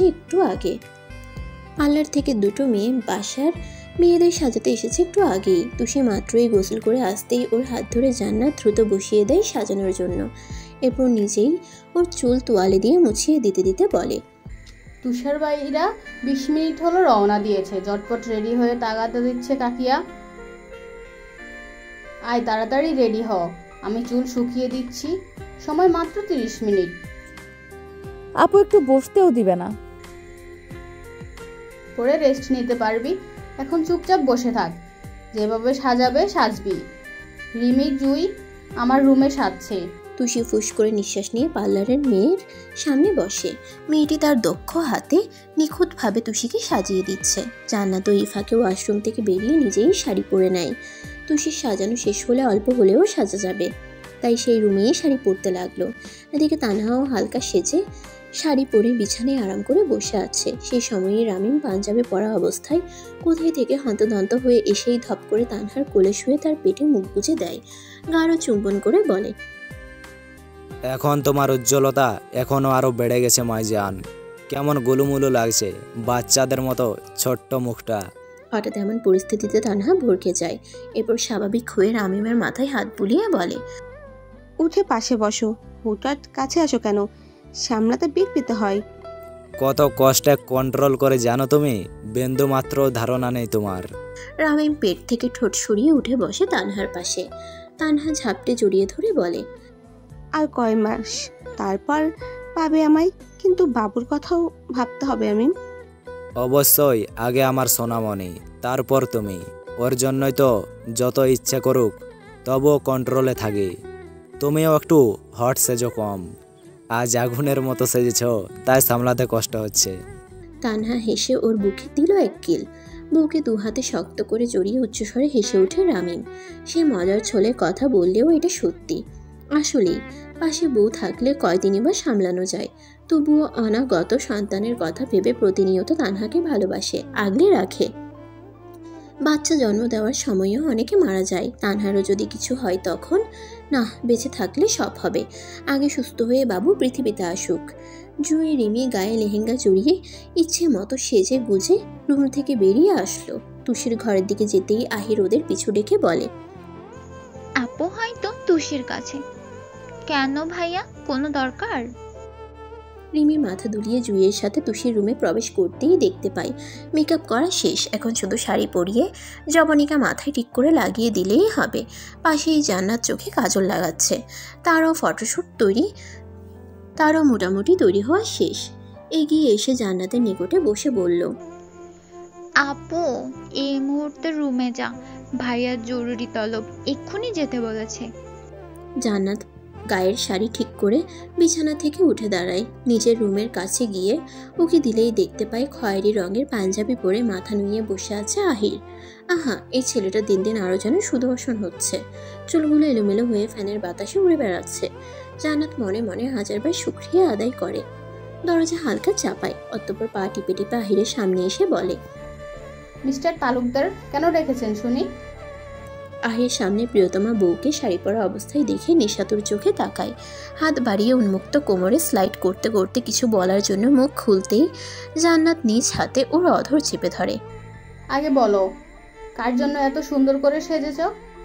বাইরে কোনো মেয়ের দিকে তাকালে চোখ তুলে নিব। আহির দুষ্টু হেসে জান্নাতের হাত চেপে ধরে উঠে দাঁড়ায়, টুটের মাঝে হালকা কামড় দিয়ে জবাব দেয়, এই কথা আমার বলা উচিত, যেভাবে সেজেছো ইচ্ছা করছে সব সাজ নষ্ট করে দেই। কথা শেষেই দু হাতে জড়িয়ে গলায় মুখ গুছে গাঢ় করে কামড় দেয়। জান্নাত মুচড়া মুচড়ি করেও যখন এক কিঞ্চিত সরাতে পারল না, তখন বলল, ছাড়ো আহির, সব সময় ঘেঁষাঘেঁষি। তার কথা কর্ণদয়ে এক বিন্দুও পৌঁছালো না আহিরের। আরও ঘনিষ্ঠ হয়ে নাক ঘষে জান্নাতের গলায়, তার হাত দুটি এলোমেলো হয়ে অনবরত উন্মুক্ত পেটে বিচরণ করছে। জান্নাতের নিঃশ্বাস বেড়ে যাওয়ায় ভাঙা গলায় আবারও বলে, থামো আহির, আমি কিন্তু বেসামাল হয়ে যাচ্ছি। গলা অনবরত একের পর এক কামড় দিয়েই যাচ্ছে, কখনো ঘাড়ে নয়তো গ্রীবা দেশে, তাছাড়াও হাতের বেহায়া স্পর্শ তো আছেই। এমন স্পর্শ সামলাতে ভীষণ বেগ পোহাতে হচ্ছে জান্নাতকে। শেষে না পেরে আহিরের গলায় জোরে কামড়ে ধরতেই তৎক্ষণাৎ ছেড়ে দেয় আহির। বাম হাত দিয়ে ঠোঁট মুছে প্রকুচকে তাকিয়ে থাকে। এদিকে জান্নাতের শ্বাস এলোমেলো, অনবরত হাঁপাচ্ছে সে। নিজেকে কন্ট্রোল করার জন্য চোখ বন্ধ করেই ধপ করে বিছানায় বসে জান্নাত। আহির বড় শ্বাস নিয়ে এগিয়ে আসতেই জান্নাত দাঁত কটমট করে বলে, আর একবার স্পর্শ করার চেষ্টা করলে খুন করে ফেলবো। ওর কথায় পাত্তা না দিয়ে পকেট থেকে 2 ডজন চুড়ি বের করে সামনে দাঁড়ায় জান্নাতের। ওর হাত নিজের হাতের মুঠোয় নিয়ে এক এক করে সবগুলো চুড়ি পরিয়ে চুমু খেয়ে বলে, জানোই তো বর তোমার একটু বেশিই রোমান্টিক, সারাক্ষণ প্রেম প্রেম পায়। এই কয়েক মাসে দেখলেই প্রতি রাতের তোমার মাঝে ডুবে থাকি। তুমি এমন নেশা, আমার পান না করলেই তৃষ্ণা মেটে না। এই যে এখন বড্ড ইচ্ছা করছে ভালোবাসায় ডুবে যেতে। জান্নাত লজ্জায় মাথা নুয়ে মৃদু হাসলো। এই বজ্জাত ছেলেটা একটা রাতও ঘুমাতে দেয় না, যখন তখন আবদার করে বসে। তারও কি উপায়, স্বামীর কথা ফিরানো যায়? তার থেকে বড় কথা, সেও চায় খুব ভালোবাসুক আহির। জান্নাতের দিকে তাকিয়েও নেশা ধরে যাচ্ছে আহিরের, তাই সে দরজার দিকে যেতে যেতে বলে, যাও, আদর করব না, কিন্তু পরের বার পুষিয়ে দেব। জান্নাত চট করে তাকাতেই দেখে ইতিমধ্যে চলে গেছে আহির। লজ্জায় 2 হাতে মুখ ঢেকে ঘন ঘন নিঃশ্বাস ফেলে হাসতে থাকে। বেহায়া পুরুষের মুখও বেহায়া, সারাক্ষণ গায়ে পড়ে থাকবে। মনে মনে হাজারবার লুচু বলেই হেসে ওঠে জান্নাত। বরযাত্রী চলে আসার খবর শুনে আমিনা বেগম সবাইকে চটজলদি চলে যেতে বলে গেটের কাছে। তুষির রুমে এসেই রিমি জুইকে তাড়া দেয় যেতে। জুইয়ের হাত ধরেই যেতেই তুষির কানে ফিসফিসিয়ে রিমি বলে, জামাইবাবু চলে এসেছে। বর বেশে কেমন লাগছে দেখতে ইচ্ছা করছে না? দাঁড়া, ছবি তুলে নিয়ে আসছি। দুজনের কথা শেষে দেরি না করে হেসে চলে যায়। এদিকে তুষির সাজগোজ শেষে বসেছিল বিছানায়। তুষারের আসার খবর কানে আসতেই লজ্জায় আসার হয়ে ওঠে সমস্ত দেহ। ভয়ে সংখ্যায় শরীর মৃদু কাঁপছে। কয়েক মিনিট পরেই তার বউ হবে। লজ্জায় সর্বক্ষণ ক্ষণে ক্ষণে কেঁপে ওঠে তুষির। শিরায় শিরায় জানান দেয় অজানা ভয়ঙ্কর অনুভূতি। মনের মধ্যে রং বেরঙের প্রজাপতিরা উড়ে বেড়ায় চোখের সামনে, যা সামনে গেলেই হাঁটুর কম্পন শুরু হয়। তার স্পর্শ সামলে নিবে কিভাবে? এসব ভাবনায় ধুকপুক করে হৃদয়। মনে ভয় জেঁকে বসতেই ইচ্ছে করে এখান থেকে দূরে কোথাও পালিয়ে যেতে। তুষারের সামনে দাঁড়িয়ে থাকা অসম্ভব, কোনোভাবেই সম্ভব নয়। আহির বেরিয়ে আসতেই সবার হই হট্টগোলে থমকে দাঁড়ায়। তবে কি বরযাত্রী চলে এসেছে? তাহলে তো অনেক কাজ বাকি। এসব চিন্তায় হুড়মুড় করে গেটের কাছে আসতেই চোখে পড়ে রিমি, জুই সহ বাকি মেয়েরাও দল বেঁধে তাদের সাথে তর্কাতর্কি করছে টাকা নিয়ে। মুহূর্তেই আহির বিজয়ী হেসে মনে মনে বলে, যাক বাবা, বড় বাসা বেঁচে গেছি, বউও পেয়েছি, টাকাও এক আনা খরচ হয়নি। এলোমেলো পা ফেলে গেটের কাছে এসে দেখলো রামিমও পাশে দাঁড়িয়ে হাসছে। রিমি নাছর বান্দা, কোনোভাবেই আজ ছাড়বে না, টাকা শোধবোধ না করলে প্রবেশ করতেই দেবে না। রামিম গলা খাকারি দিয়ে ওদের চুপ করিয়ে তুষারের উদ্দেশ্যে বলল, কেমন লাগে সালাবাবু? আমার বিয়ের সময় তোমার বউ কোমর বেঁধে ঝগড়া করেছিল, সেক্ষেত্রে তুমি একটু হলেও বেঁচে যাচ্ছ। দিয়ে দাও শালিদের পাওয়া। তুষার ভাই, তোমার পেটা তো কিপটা জানা ছিল না। টাকা তাড়াতাড়ি দিয়ে চলে আসো, নয়তো এখানেই দাঁড় করিয়ে রাখবো। রিমি মুখ বাঁকা করে কথাটি বলল। পাশ থেকে ফট করেই তুষারের বন্ধু তৌফিক জবাব দেয় তখন, বিয়ান আদর করে মিষ্টি খাওয়া দিলে 10 থেকে 15,000 টাকা দেব। সত্যি দিবেন তো? বুজোরা কিঞ্চিত করে জুই কথাটি বলেই ওদের পানে তাকিয়ে রইল। ভিতর থেকে তন্ময় হৈ হৈ করে জবাব দেয়, জি সুন্দরী বিয়াইন, এই হা করছি, খাইয়ে দিন। জুই ঠোঁট টিপে হেসে মরিচ মেশানো মিষ্টিটা কাটা চামচ দিয়ে তুলে এগিয়ে দেয় তন্ময়ের দিকে। তন্ময় খুশিতে বাক বাকুম করে মুখে পুড়তেই ঝালে মুহূর্তেই তার চোখ মুখ অটোমেটিক্যালি অস্বাভাবিক হয়ে যায়। পাশেই মুখের মিষ্টিটুকু ফেলে দিয়ে অনবরত শুষাতে থাকে সে। তার কাণ্ডে রিমি, জুই উচ্চস্বরে খিলখিল করে হেসে ওঠে। রামি মাহিরও হাসি চেপে রাখতে না পেরে ফিক করে হেসে দেয়। তুষার বন্ধুদের নাকানি চুবানি দেখে মিটিমিটি হাসছে। এরপর সিয়ামের পিঠে মৃদু ধাক্কা দিয়ে বলে, যত টাকা চাই দিয়ে দে, ওরা যে বিচ্ছু, সহজে ছাড়বে না। এত উতলা কেন বন্ধু? আরো 1 ঘন্টা না হয় দাঁড়িয়ে থাকো। চুপ, যা বললাম তাই কর। সিয়াম টিপ্পনি কেটে পকেট থেকে 9,000 বাড়িয়ে দেয় ওদের দিকে। প্রথমে জুই না না করলেও রিমির ইশারায় টাকা নিয়েই ভালো মিষ্টি তুষারকে হালকা খাইয়ে দেয়। তুষার ভীষণ চিন্তিত ছিল, ফাজিলগুলো যদি ঝাল মিষ্টি খাওয়ায় তখন, কিন্তু ঝালের আভাস না পেয়ে খুশি হলো রিমির প্রতি। এক এক করে সবাই পেন্ডেলে যেতেই খাওয়া দাওয়ার ব্যবস্থা করানো হয় দ্রুত। যার যার মতো কবজি ডুবিয়ে খাওয়াতে রামিমার আহির নিচে দাঁড়িয়ে থেকে। টানা হাতে রিমি দৌড়ে তুষির রুমের কাছে আসতেই হঠাৎই রাজনের সাথে জোরে সোরে ধাক্কা লেগে যায়। আকস্মিক ঘটনায় চমকালো ভরকালো রিমি। হুড়মুড় করে পড়ে যেতে নিলেই তৎক্ষণাৎ রাজন তার শক্ত হাতে কোমর চেপে ধরে রিমির। আজ আনতেই রিমির বুক ধক করে ওঠে। টপ করে 2 হাতে রাজনের গায়ের পাঞ্জাবি খামচে ধরে বলে, ভালো করে ধরুন রাজন ভাই, পড়ে গেলাম। রাজন গম্ভীর মুখে গাঢ় চোখে তাকায় রিমির দিকে। বেহায়া চোখে রিমিকে খুঁটিয়ে খুঁটিয়ে দেখে জবাব দেয়, আজ পর্যন্ত কোনো মেয়ের সংস্পর্শে যাইনি আমি, আর তুই এত সহজে আমার সব কিছু ছুঁয়ে দিলি। এমন কথাই ভরকে যায় রিমি। পাঞ্জাবি আরো শক্ত করে ধরে স্বাভাবিকভাবে দাঁড়ায়। মিনমিন কণ্ঠে উত্তর দেয়, সবকিছু কোথায় ছুলাম? এসব কি মিথ্যা অপবাদ দিচ্ছেন? রাজন গায়ের পাঞ্জাবি ঠিকঠাক করে মুখের কাছ থেকে রিমির চুলগুলো কানে গুজে দিতেই হালকা কেঁপে উঠে সে। আজ পর্যন্ত কখনো কোনো পুরুষের ছোঁয়া পায়নি সে। চোখ তুলে অবাকের ন্যায় রাজনের দিকে তাকিয়েই দেখে ঘোর লাগা দৃষ্টি ওর দিকেই স্থির। ভয়ে চট করে মাথা নুইয়ে ফেলে। হাত ছড়ান রাজন ভাই, তুষির কাছে যাব। আমার ইজ্জতে হাত দিলি তার বেলা? এর যৌবনের হেফাজতে রেখেছি শুধুমাত্র আমার বউয়ের জন্য। সেই দেহ কেন তুই স্পর্শ করলি? এবার ভারী রেগে গেল রিমি। চোখ গরম করে বলল, বেশ করেছি, একটু আগে অনিচ্ছাই স্পর্শ করেছি, এবার ইচ্ছে করে ছুঁয়ে দিব। এই বলেই রিমি হাত বাড়িয়ে রাজনের গলা বরাবর খামচে ধরে। হাতের বড় বড় নখ মুহূর্তেই দাগ বসে যায় তার গলায়। রাজনও কম না, অধর বাঁকিয়ে হেসে রিমির খুব নিকটে ঝুঁকে প্রশ্ন করে, এই ফুলের মাসুল তোমাকেই দিতে হবে, আজই দিতে হবে, মাইন্ড ইট কমলমতি। মুহূর্তেই রিমির বুকটা ধক করে ওঠে। রাজনের মুখে কোমলমতি শুনেই অবাকের 7ম পর্যায়ে পৌঁছে যায় সে। চোখ দুটি অস্বাভাবিক বড় হয়ে অজান্তেই তার হাত গলা থেকে আপনা আপনি আলগা হয়ে যায়। মনের মধ্যে হাজারো প্রশ্ন কিলবিল করছিল। একটু আগে কি বলল রাজন ভাই? ওই অজানা লোকটার বলা কোমলমতি কিভাবে জানলো? তবে কি ভাইয়ার চেনা কেউ? দিনের পর দিন লোকটা তার তীক্ষ্ণ বুদ্ধিতে গেম খেলে গেছে রিমির সাথে। মুহূর্তেই হৃদস্পন্দন থমকে যায় রিমির। ভাবনার জগৎ থেকে চট করে বের হতেই সামনে তাকাতেই দেখতে পায় রাজন শয়তানি হেসে অনেক দূরে চলে গেছে। বিয়ে পড়ানোর জন্য তুষারকে রুমে আনা হলো।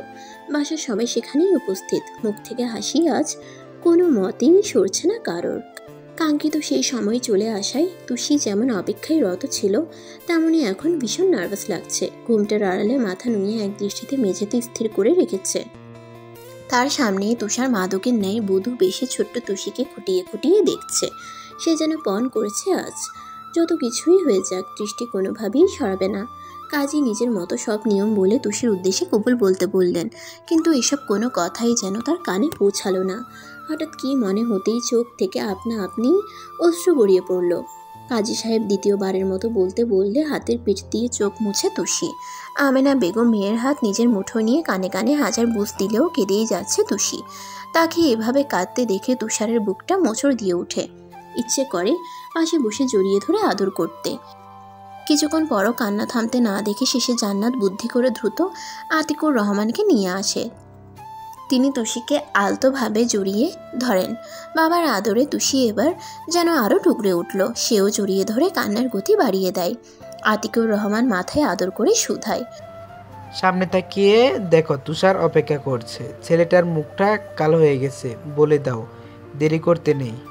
বাবাকে ছেড়ে চোরা চোখে সামনে দৃষ্টি নিক্ষেপ করতেই দেখতে পাই তুষার অধীর আগ্রহে তার পানেই তাকিয়ে আছে। তুষি তাকাতেই মুচকে হাসে তুষার। নিজের বন মানুষটাকে বর বেশে এই প্রথম দেখে লজ্জায় মাথা আগের ন্যায় নুয়ে ফেলল তুষি। বড় একটা দীর্ঘশ্বাস ফেলে 3 বার মুখে আওড়ালো, কবুল।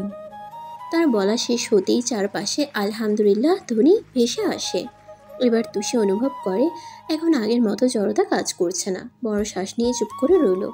তখনই কানে আসলো তুষারের বলা, কবুল কবুল কবুল। তুষি মৃদু হেসে চোখ তুলে সামনে তাকাতেই আবার লজ্জায় পড়ে যায়। অসভ্য তুষার আগের মতোই তার দিকে বেহায়ার মতো তাকিয়ে আছে। তুষি লজ্জায় চোখ গরম করতেই হেসে দেয় তুষার। অতঃপর বিয়ে শেষে সবাই যার যার মতো জায়গা খালি করে। রুমে শুধু জান্নাত, তানহা আর রাদিবা মারিহা। তুষি সবার সাথে ছবি তোলায় ব্যস্ত। বোনের মুখে তানহা সারা মুখে এলোপাথারি আদর দিয়ে যাচ্ছে। ছোট্ট বোনটা আজ শ্বশুরবাড়ি চলে যাবে। কষ্ট হলেও প্রশান্তিও কাজ করছে। এই তো একটু পরেই বিদায় দেওয়া হবে তাকে। বিছানার এক কোণায় মারিহা মলিন মুখে বসে তুষির লজ্জারাঙ্গা মুখের দিকে তাকিয়ে আছে। প্রাপ্তির হাসি এক বিন্দুও সরছে না তার মুখ থেকে। এই হাসি আর সহ্য করতে পারল না সে। ধপ করে উঠেই রাগে হিড়হিড় করে বেরিয়ে যায় গাড়ির দিকে। এদিকে রিমি সেই বিয়ে পড়ানোর আগেই যে রুমে ঘাপটি মেরে শুয়ে আছে, এখনো এখানে আসার নাম নেই।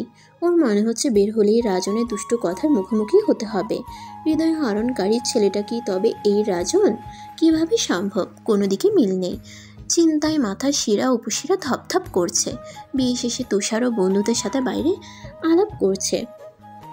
হঠাৎ তৌফিক তার পিঠে মৃদু ধাক্কা দিয়ে বলে, তুষির কবুল বলতে দেরি হলেও তো ভাই সেকেন্ড লাগলো না? এত উতলা কেন? ভালোবাসার মানুষকে নিজের করে পেতে উতলা থাকাটাই কি স্বাভাবিক না? হাই, চল এবারে আদরের বউকে নিয়ে বাসায় নিয়ে চল।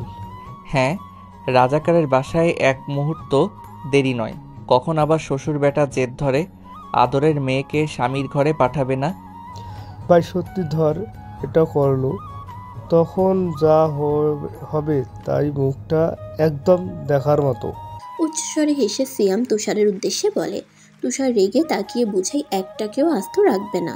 বউ আমার সাথেই যাবে, নয়তো ঘর জামাই থেকে যাব। সবাই উচ্চস্বরে হেসে টুকটাক আড্ডায় বসে পড়ে। এদিকে তুষারের মনটা এলোমেলো। মন ভরে তুষিকে দেখার ইচ্ছে সবকিছু উল্টাপাল্টা করে দিচ্ছে। আর কত অপেক্ষা করবে সে? এই অপেক্ষা যেন শেষ হচ্ছে না। বৈধতার সাথে স্পর্শ করার জন্য তর সইছে না তার। ইচ্ছে করছে তুষিকে জড়িয়ে ধরে 100 বার চুমু খেতে, বুকের মধ্যখানে শক্ত করে চেপে ধরতে, যাতে দম বন্ধ হয়ে মারা গেলেও পালাতে না পারে।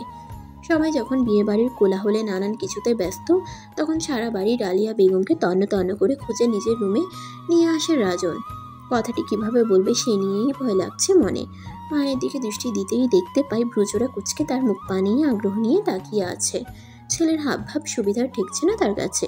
কিছুক্ষণ দাঁড়িয়ে থেকে রাজনের কাছ থেকে কোনো কথা না পেয়ে নিজেই বলল, রুমে ডেকে এনেছিস কেন? কি এমন জরুরি কথা? এক্ষুনি বলতে হবে। তুষিকে বিদায় দেব এখন, রাতে বলা যেত না? আম্মা, আমি আজই রিমিকে বিয়ে করতে চাই। আচ্ছা, করিস। ছেলের কথায় উদাসীন হয়ে ঠপ করে জবাব দিয়েই চমকে তাকায় রাজনের দিকে। মুখটা অটোমেটিক হাঁ করে অস্পষ্ট স্বরে আবার বলে, কি বললি রাজন? রিমিকে বিয়ে করবি মানে কি? রাজন গলা খাকারি দিয়ে গায়ের পাঞ্জাবি ঠিকঠাক করে সোজা হয়ে দাঁড়িয়ে প্রচন্ড সিরিয়াস ভঙ্গিতে জবাব দেয়, জি আম্মা, ওকে আমি পছন্দ করি অনেক আগে থেকে। তুমি খালুচানের সাথে কথা বলে দেখো, এখন আজই বিয়ে করে রেখে দিতে চাই। কিভাবে ম্যানেজ করবে তুমি জানো। কোনোভাবেই সম্ভব না, অন্যদিন হলে ভেবে দেখা যেত। সোজা কথা শুনবা না, তাই তো? আচ্ছা, এবার চট্টগ্রাম গেলে জীবনেও বাসায় ফিরবো না। মরিবাজি পচে গলে সেখানেই গলে থাকবো। শত কান্না করলেও কান হইতো না আমা। রালিয়া বেগম ভরকে যায় ছেলের ট্রেডমার্কা কথায়। একমাত্র ছেলে বাসায় না আসলে কি উপায়? না, যে ছেলেকে সামনে না দেখলে ভালো লাগে না, তাকে ছাড়া থাকবে কিভাবে? কিন্তু আলতাফ ভাই রাজি হবেন তো? এই অসময়ে হুট করেই ছেলের মাথা বিগড়ে যাওয়ার মানে কি? রিমি লক্ষ্মী একটা মেয়ে, রাজি না হয়ে উপায় নেই। তাছাড়া নিজের বোনের মেয়ে, ছোট থেকেই কোলে পিঠে করে মানুষ করেছে চোখের সামনে। নিজের ছেলের বউ হলে মন্দ হয় না, তবুও মুখ কালো করে বলল, এসব মিথ্যা বানোয়াট কথা বলে আজ আমাকে কোনোভাবেই ভোলানোর চেষ্টা করবে না। আজ তুষির বিয়ে হলো, এখন কোনোভাবেই বলা যায় না। আমি কাল আলাপ করে দেখব। রাজনের এবার ধৈর্য হারিয়ে ভয়ানক চেতে গেল। রেগে গায়ের পাঞ্জাবি খুলে রেডি হওয়ার জন্য বাথরুমের কাছে যায়। পেছন ঘুরে চোখ লাল করে বলে, তবে তোমার ছেলের কথাও ভুলে যাও। এই মুহূর্তে চলে যাব চট্টগ্রাম। কেউ বাধা দিতে আসলে কাজ হবে না। কথা শেষে সর্বোচ্চ শক্তি দিয়ে দরজা বন্ধ করে সে। ডালিয়া বেগম ছেলের রাগ সম্পর্কে অবগত। এর আগেও ছোটখাটো বিষয় নিয়ে মধ্যরাতেও বাসা থেকে বেরিয়ে গেছে। তাই এবারও মনে কো গাইতেই দৌড়ে যায় আলতাবের কাছে। সারা বাড়ি এক রুম ও রুম খোঁজা শেষে বাসার পিছনে দেখতে পাই তুষারের বাবার সাথে হেসে হেসে কথা বলছে। কোনো কিছু না ভেবে মনে এক প্রকার সাহস নিয়ে সামনে দাঁড়িয়ে বলে, ভাইজান, একটু এদিকে আসেন, জরুরি কথা ছিল। কি বলবে? সব ঠিকঠাক আছে? ভাইজান, আমার ছেলেটাকে আটকান। রাগ করে এক্ষুনি রেডি হচ্ছে, চট্টগ্রাম চলে যাবে। আপনি একমাত্র পারেন আমার মানিককে আটকাতে। কি বলো? কি হয়েছে রাজনের? এই সময় পাগলামের মানে কি? কি হয়েছে বলো তো? খানিকটা অবাক হয়ে ডালিয়ার কথায় জবাব দেয় আলতাফ। ডালিয়া দ্রুত তাকে নিয়ে রাজনের রুমে আসে। দেখতে পাই হাতের ঘড়ি ঠিক করে চুল আঁচড়াচ্ছে রাজন। আলতাফ রহমানকে দেখে অল্প হেসে বলে, বসুন খালুজান। কোথায় যাচ্ছ তুমি? কথা ক্লিয়ার করে না বললে কেউ বুঝবে। বলেছি খালু, আমার সব জানে। চিন্তিত হয়ে আলতাফ ডালিয়ার দিকে চোখ দিতে এসে মাথা নুইয়ে রাখে। তাকে কিছু বলার জন্য মুখ খুলতেই ডালিয়া বেগমই বললেন, ভাইজান, আপনার ছোট মেয়েকে রাজন পছন্দ করে, কিন্তু ওর জেদ হচ্ছে আজই বিয়ে করে রেখে যাবে। আমি সম্পূর্ণ নাকচ করে দেওয়ায় এটা নিয়ে রেগে চলে যাচ্ছে। কি বলছো এসব? খালুজান, রেমিকে ভালোবাসি, বিয়ে করে হালাল ভাবে চাইছি। এটা কি আমার অপরাধ? অবাক হচ্ছেন কেন? নিজের মানুষদের কাছেই তো দিবেন। ইনশাআল্লাহ ভালো রাখবো। এক বিন্দুও কষ্ট তার কাছে আসতে দিব না। একবার বিশ্বাস করে দেখুন। আলতাফ রহমান চমকালো। অবাকের ন্যায় রাজনের দিকে দৃষ্টি নিক্ষেপ করে। এসবে রাজনের কোনো হেলদোল নেই। মনে হচ্ছে সে দিব্যি প্রস্তুত বিয়ের জন্য। শটান হয়ে চুল আঁচড়াচ্ছে। আজ বিয়ে হলে থাকবে, নয়তো চলে যাবে অনির্দিষ্ট কালের জন্য। আলতাফ রহমান ভাবনায় পড়ে যায়, কি করবে তিনি? এভাবে বিয়ে দেওয়া যায়? তাছাড়া অনেকদিন আগেও নাজমা বেগম রাজনের কথা বলেছিল জান্নাতের জন্য। সেদিন থেকে তারও পছন্দ, সরকারি চাকরি করে, ছেলে ভালো, রাজি না হওয়ার উপায় নেই। কিন্তু কে জানতো রাজন রিমিকে পছন্দ করে বসে আছে? ছেলেটা ছোট থেকেই ঘাটতেরা, যদি বাসা থেকে বের হয় সত্যি সত্যি আসবে না। রিমি রাজি না হলে উপায়? হাজার প্রশ্ন মনের মাঝে রেখে রাজনের উদ্দেশ্যে ছোট্ট করে বলে, আমি দেখছি তুমি 20 মিনিট বসো, কপালে থাকলে হতেও পারে। কথাটি বলেই দ্রুত পা বাড়াই বড় ভাইয়ের রুমে। রাজন খালুর কথায় মুচকি হেসে মায়ের পানি চাই। ডালিয়া চিন্তায় মুখখানা চুনোপুটির মতো করে রেখেছে। রাজন তার মাকে চোখ টিপ মেরে বলে, খালুজান রাজি, এবার বিয়ে হবে আজই। আমা যাও, সব ব্যবস্থা করো। আলতাফের মুখ থেকে সব ঘটনা শুনে ভাবনায় পড়ে যায় আতিকুর। তিনি সবকিছু ভেবে দেখেন ছেলেটার কোনো বাজে লক্ষণ নেই, দেখতে যেমন মাশাল্লাহ তেমনই চাকরিও করে সরকারি, তাই বলে আজই বিয়ে এই কেমন কথা? বাড়ির শেষ বিয়েটাও এভাবে দিতে হবে? আলতাফের বর্ণনায় বোঝা যায় সে দুপায়ে রাজি। এখন তিনি না করেই বা কী করবে? বিয়ে দিতেই হলে আজই বিয়ে পড়িয়ে রাখা যাক, কিন্তু অনুষ্ঠান না করে কোনো মতেই তুলে দিবেন না তিনি। রিমির ব্যাপারেও ভাবতে হবে, মেয়েটার বোঝার শক্তি পরিপক্ক হয়নি, রাজি না হলে জোর করা যাবে? খুব ভেবে চিনতে মুখ খুললেন আতিকুর। নাজমা কি বলে? রিমিকে ডাকো আমার কাছে। বোনের ছেলেকে আগে থেকে পছন্দ নাজমার, জান্নাতের জন্য বলেছিল অনেক আগেই। আপনি রিমিকে বোঝালে রাজি হবে। হ্যাঁ নিয়ে আসো। কোথায় সে? আলতাফ রহমান আগের মতোই রিমির কাছে যেতেই রাস্তায় নাজমাকে দেখতে পায়। বউকে কোনো কথা বলতে না দিয়ে হাত ধরে মেয়ের রুমে প্রবেশ করে। তখন রিমি ব্যালকনিতে বসেছিল। পেছন থেকে আলতাফ রহমান ডাকতেই চমকে তাকায় সে। আলতো হেঁটে এসে বলে, আব্বু তুমি কখন যাবে? ওর কথা ভাবতে হবে না, তুমি চলো, ভাই ডাকছে তোমায়। বড় আব্বু? ভ্রু কুচকে বিস্ময় হয়ে কথাটি বলে রিমি। নাজমা বেগমও দুজনের মুখ চাওয়াচাওয়ি করে। আলতাফ উপর নিচ মাথা ঝাঁকিয়ে রিমিকে নিয়ে আসে ভাইয়ের কাছে। তার মনে অনেকটি প্রশ্ন নিয়ে আতিকুর রহমানের পাশে বসতেই তিনি রিমিকে আদর করে বলে, মা তুমি কি বিশ্বাস করো জন্ম মৃত্যু আর বিয়ে এ তিনটা আল্লাহর হাতে? ভাগ্যে যে থাকবে তাকে কখনোই খণ্ডাতে পারবে না। এখন ধরো হুট করে তোমার সাথে অজানা কারো বিয়ে হয়ে গেল, তখন তোমাকে মেনে নেওয়া ছাড়া আর কোনো উপায় নেই। আমরা উছিলা মাত্র, সব তো উপর আল্লাহর হাতে। এখন যে কথা বলতে ডেকেছি, আজ রাজনের সাথে তোমার বিয়ে ঠিক করেছি আমরা। জোর করে হলেও দিতে পারি, কিন্তু আমি চাই আমার ছোট মা নিজেই সম্মতি দিক, আমার শেষ আবদার রাখুক। কি বলো মা, রাখবে না? আমি জানি রাখবে, আমার মা খুব বুঝদার। হঠাৎ কথায় রিমি চমকে তাকায় আতিকুর রহমানের দিকে। তিনি হেসে আশ্বাস দিচ্ছে, রাজি হয়ে যাও একটিবার।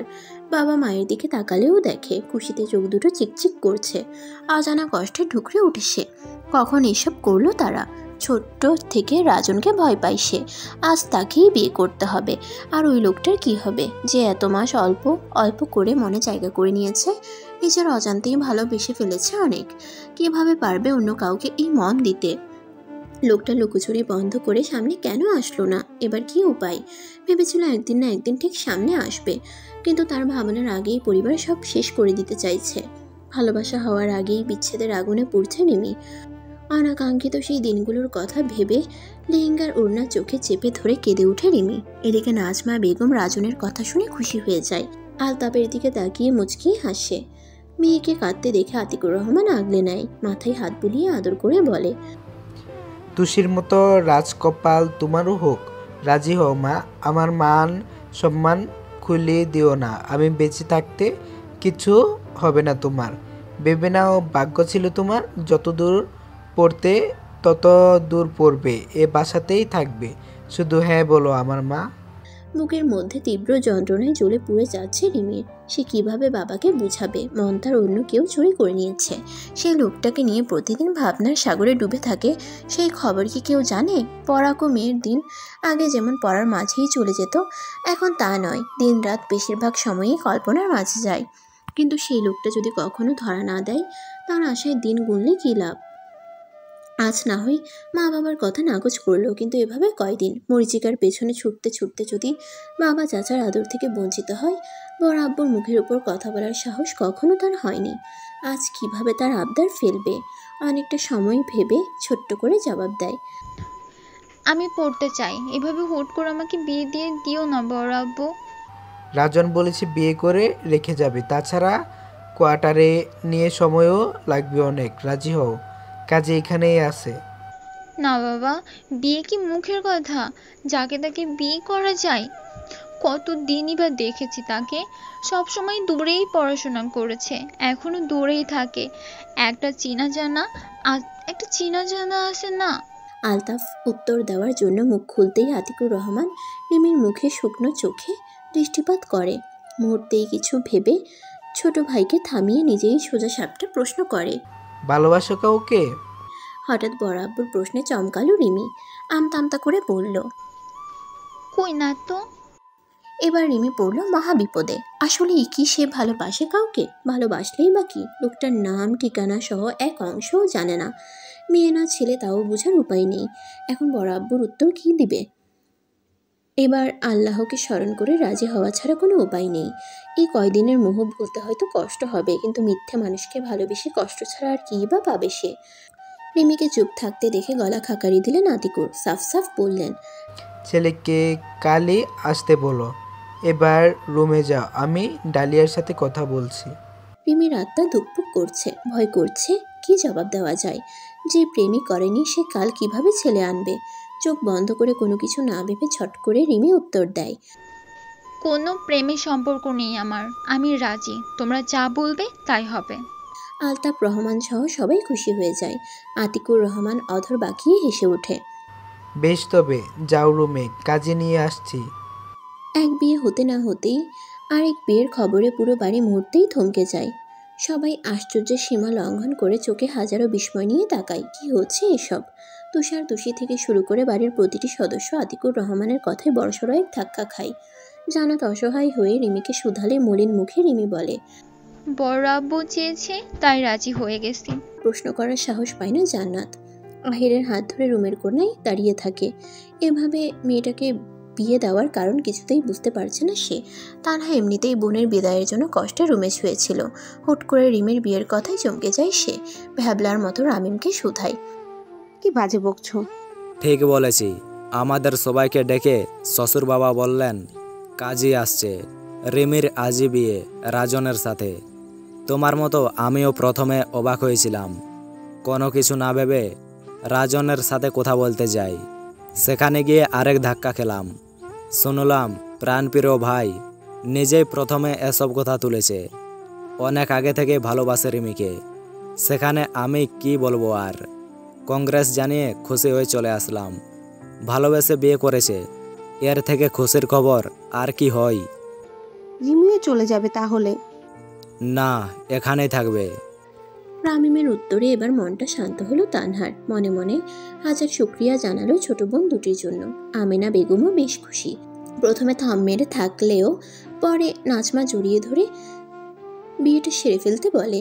রুমের রাজন অদর বাকিয়ে তার মাকে জড়িয়ে ধরে বলে, একদম ছেলের মতো হয়েছে, সাব্বাস মা। চুপ কর, ভয় পাইয়ে দিয়েছিলে। রাজন মুচকি হেসে রিমির কথা ভাবে।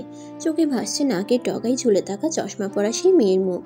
ছোটবেলায় দেখতে না পারলেও বছর 3 আগে হুট করেই এক অদ্ভুত অনুভূতির মনের মাঝে দোলা দিয়েছিল তার। সে থেকেই চুপি চুপি ভালো লাগা, ভালোবাসা, নিজের করে পাওয়ার তীব্র ইচ্ছে। মেয়েটি আজ রাজি না হলেও একসময় খুব ভালোবাসবে বলে তার বিশ্বাস। তুষি বাপের বাড়ি ছেড়ে চলে যাওয়ার যে কষ্টে এতক্ষণ কাঁদছিল, হঠাৎ রিমির বিয়ের কথা শুনে তার চোখ বড় বড় হয়ে যায়।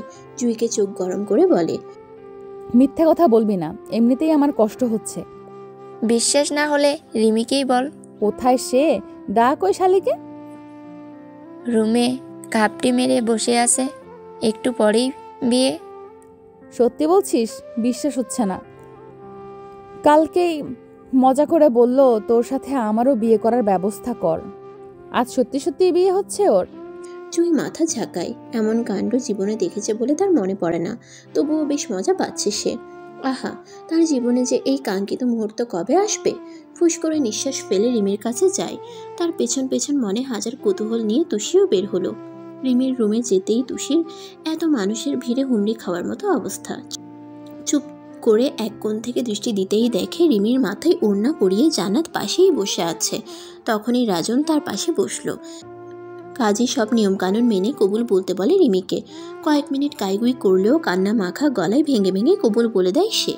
রাজন মনে মনে আওড়ায়, আলহামদুলিল্লাহ। অতঃপর সেও একদমই উচ্চস্বরে কবুল পড়ে। তার কাণ্ডে ফিক করে হেসে ওঠে সবাই। তুষিও হাসছে, বেশ হয়েছে, এবার বুঝ আমাকে পচানোর মজা। এবার পালাবি কোথায়? মনে মনে হেসে উঠতেই হঠাৎ করে কোমরে কারোর শীতল স্পর্শ পেতেই চমকে তাকায় তুষি। তুষার হাতের বাঁধন আরো গাঢ় করে বুকে টেনে নেয় তাকে। আশেপাশে নজর বুলিয়ে টুপ করে গালে চুমু খেয়ে বলে, ইস, আমার বউটাকে বধূ বেশে হট লাগছে। কখন দু চোখ ভরে দেখব, অপেক্ষা আজ শেষই হচ্ছে না। প্রেম প্রেম পাচ্ছে সোনা, কন্ট্রোল হচ্ছে না। তুষির কান গরম হয়ে যায়। মুচড়ামুচড়ি করতে দেখে দুষ্টু হেসে আবারও বলে তুষার, রিমির থেকে আজও কবুল পড়া শিখ। কি সুন্দর করে বলে দিল। আর তুই ন্যাকামির শেষ নেই। চল এবার বাসায়, বাসর সেরে ফেলি। ছাড়ো তুষার ভাই। আমি তোর কোন চুলের ভাই?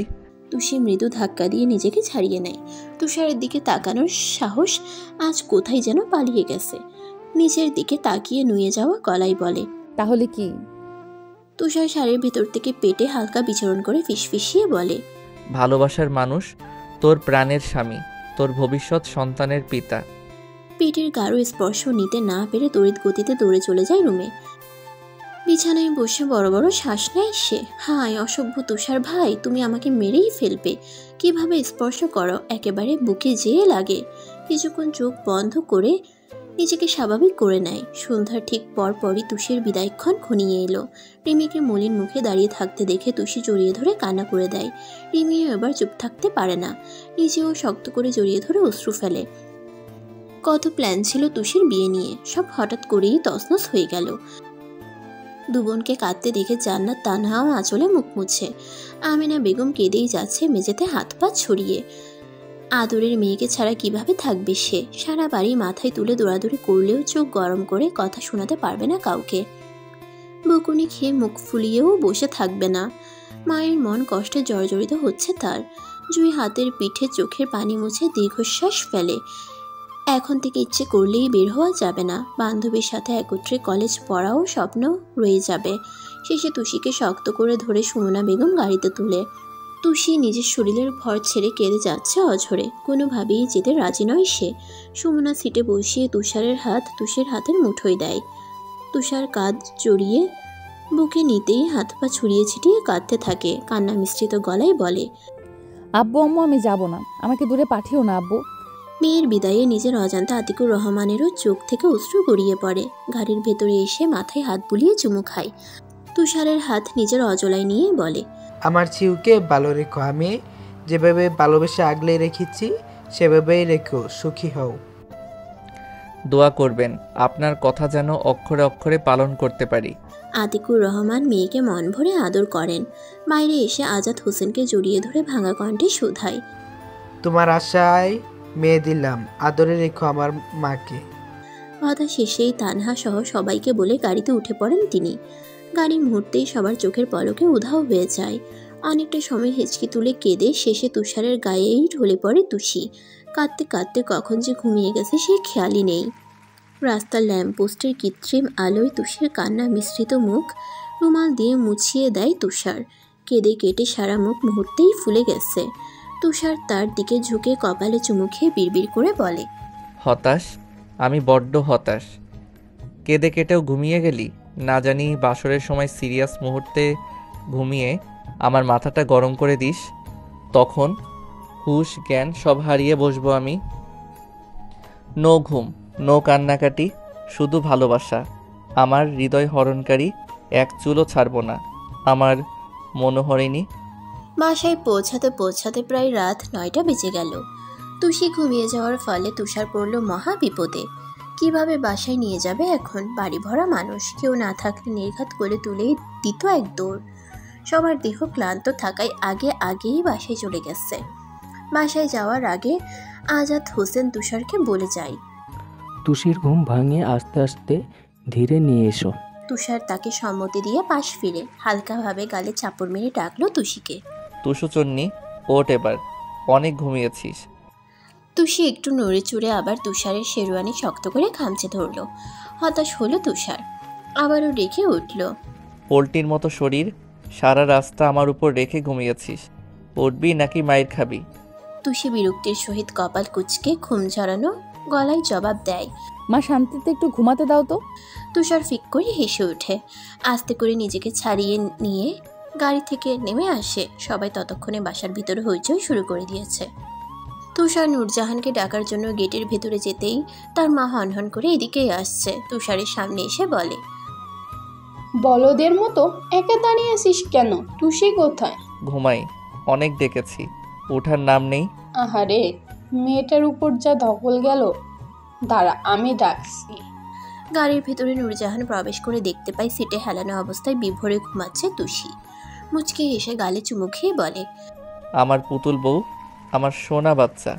এরপর তিনি পাশ থেকে পানির বোতল নিয়ে মুখে ছিটিয়ে দেয়। জোরে জোরে কয়েকবার ডাকতেই তুষি চমকে ওঠে। ভয় জড়ানো কণ্ঠে বলে, আমি কোথায় মা?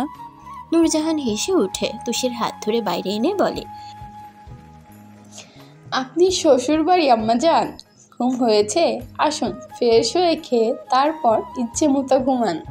তুষি দু হাতে চোখ কসলে চারপাশে তাকিয়ে বুঝতে পারে তুষারের বাসায় চলে এসেছে। তার মানের রাস্তায় কেঁদেই ঘুমিয়ে পড়েছিল। ইস, কি লজ্জার ব্যাপার। পাশে চোখ যেতেই দেখতে পায় তুষার ভ্রুকুচকে তাকিয়ে আছে। নূরজাহান তুষির বাহু ঝাঁকিয়ে বলে, আয় তোরা, আমি যাচ্ছি। নূরজাহান যেতেই তুষার খপ করে তুষির হাত নিজের মুঠোয় নেয়। অধর বাঁকিয়ে হেসে জবাব দেয়, ঘুম হয়েছে, এবার চল বাসর শুরু করি। তুষি ভোরকে যায় এমন কথাই তড়িৎ গতিতে নিজের হাতের দিকে তাকিয়ে অনুভব করে তার শরীর মৃদু কাঁপছে। হালকা ঢোক গিলে তৃষ্ণার্ত গলা ভিজিয়ে মিনমিন স্বরে শুধায়, বমি বমি পাচ্ছে। হুম, এখন বমি করা যাবে না। এরপরের বমি যেন আমি বাবা হব সেই সুখবরের কারণ হয়। তুষি আগা মাথা না বুঝেই মাথা ঝাঁকায়। মুহূর্তেই বুঝতে পেরে চোখ খিচে বন্ধ করে রাখে। তৎক্ষণাৎ হাহা করে হেসে ওঠে তুষার। হাত শক্ত করে ধরে বাসায় প্রবেশ করতেই সবাই ওদের ঘিরে দাঁড়ায়। নূরজাহান হালকা মিষ্টি মুখ কুড়িয়ে তুষিকে নিয়ে তুষারের রুমে চলে যায়। রুমে যেতেই তুষির চোখ জোড়া বিস্মিত হয়ে যায়। এর আগে ঘরে এত কিছু ছিল না, আজ যেন নতুনভাবে সব সেজে উঠেছে। বিছানার চারপাশ কাঁচা রজনীগন্ধা গোলাপ ফুলে বাসর সাজানো হয়েছে। নূরজাহান তাকে বিছানায় বসিয়ে বলল, আজ থেকে এই ঘর তোর। পছন্দ হয়েছে? যতটা পেয়েছি গুছিয়ে দিলাম, এবার তোর মতো তুই ঠিকঠাক করে নিস। তুষির মনের ভেতর ভয়ের সাথে লজ্জাও লাগছে। দৃষ্টি বিছানায় স্থির রেখে জবাব দেয়, চেঞ্জ করে মামি? আগেই না, তুষারকে পাঠাচ্ছি।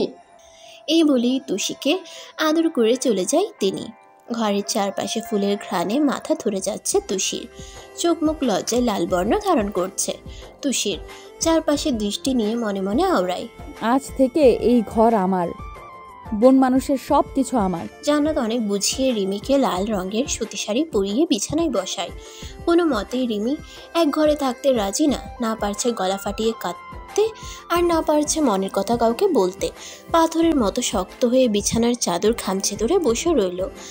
আজ বেটা জামাইগিরি ফলাতে আসলেই খুন করে ফেলবে সে। সব ব্যবস্থা করা শেষ। বালিশের নিচে সবজি কাটার ছুরি রাখা, জড়িয়ে ধরতে আসলেই পিঠ বরাবর ছুরি চালিয়ে দেবে। জান্নাত অনেক বুঝিয়ে নিজের রুমে চলে যায়। অনেকটা সময় পরও রাজনের দেখা না পেয়ে ব্যালকনির মেঝেতে বসে আকাশের দিকে তাকিয়ে থাকে। চাঁদের আলোয় চারপাশ ঝকঝক করছে। মনের মাঝে কষ্টরা দলা পাকিয়ে আসতেই দু হাতে মুখ চেপে ধরে রিমি। পরক্ষণেই নিজেকে সান্ত্বনা দেয়, কেঁদেই বা কী হবে, সে কি কখনো আসবে? আসার পর যদি শুনে ওর বিয়ে হয়ে গেছে, তখন বড় করে দীর্ঘশ্বাস ফেলে চোখ মুছতেই দরজা খোলার শব্দ পায়। পিছনের দিকে না তাকিয়েই বুঝতে পারে কে এসেছে। মুহূর্তেই রেগে গিয়ে সেখানেই বসে রইল। রাজন চারপাশে দৃষ্টি দিয়ে রিমিকে খোঁজার চেষ্টা করে। পা ফেলে এদিক ওদিক খুঁজতেই হুট করেই চোখ আটকে যায় বারান্দার মেঝেতে বসা লাল শাড়ি পরা মেয়ের দিকে। খোলা চুল বাতাসের তালে এলোমেলো হয়ে উঠছে। ফর্সা গায়ের মেয়েটিকে গভীরভাবে ছুঁয়ে দিতে ভীষণ ইচ্ছে জাগলো। আদরে ভালোবাসার মাঝে ডুবিয়ে রেখে কাছে টানতে ইচ্ছে করলো। রাজন ভাবনা থেকে ফিরে গায়ে শার্ট খুলে ওয়াশরুমে ফ্রেশ হয়ে আসে। গায়ে এখন স্যান্ডো গেঞ্জি, নেভির ট্রাউজার। আলতো পায়ে হেঁটে সেও রিমির পাশে ধপ করে বসে পড়ে। রিমির পানে তাকিয়ে দেখতে পায় অন্যদিকে মুখ ফুলিয়ে বসে আছে। এই মুখটাও ভীষণ মায়াবী। আজ বউ বলেই কি বেসামাল হতে ইচ্ছে করছে? আগে তো এমনই হয়নি। ঠোঁট গোল করে নিঃশ্বাস ফেলে বলে, চল ঘুমাবো। রিমির কোনো জবাব নেই। আগের মতোই পাথরের ন্যায় বসে আছে। কয়েক মিনিট সময় নিয়ে রাজন আবার বলে, কি হলো? বাসর রাতে বউ কখনো জামাই রেখে দূরে থাকে?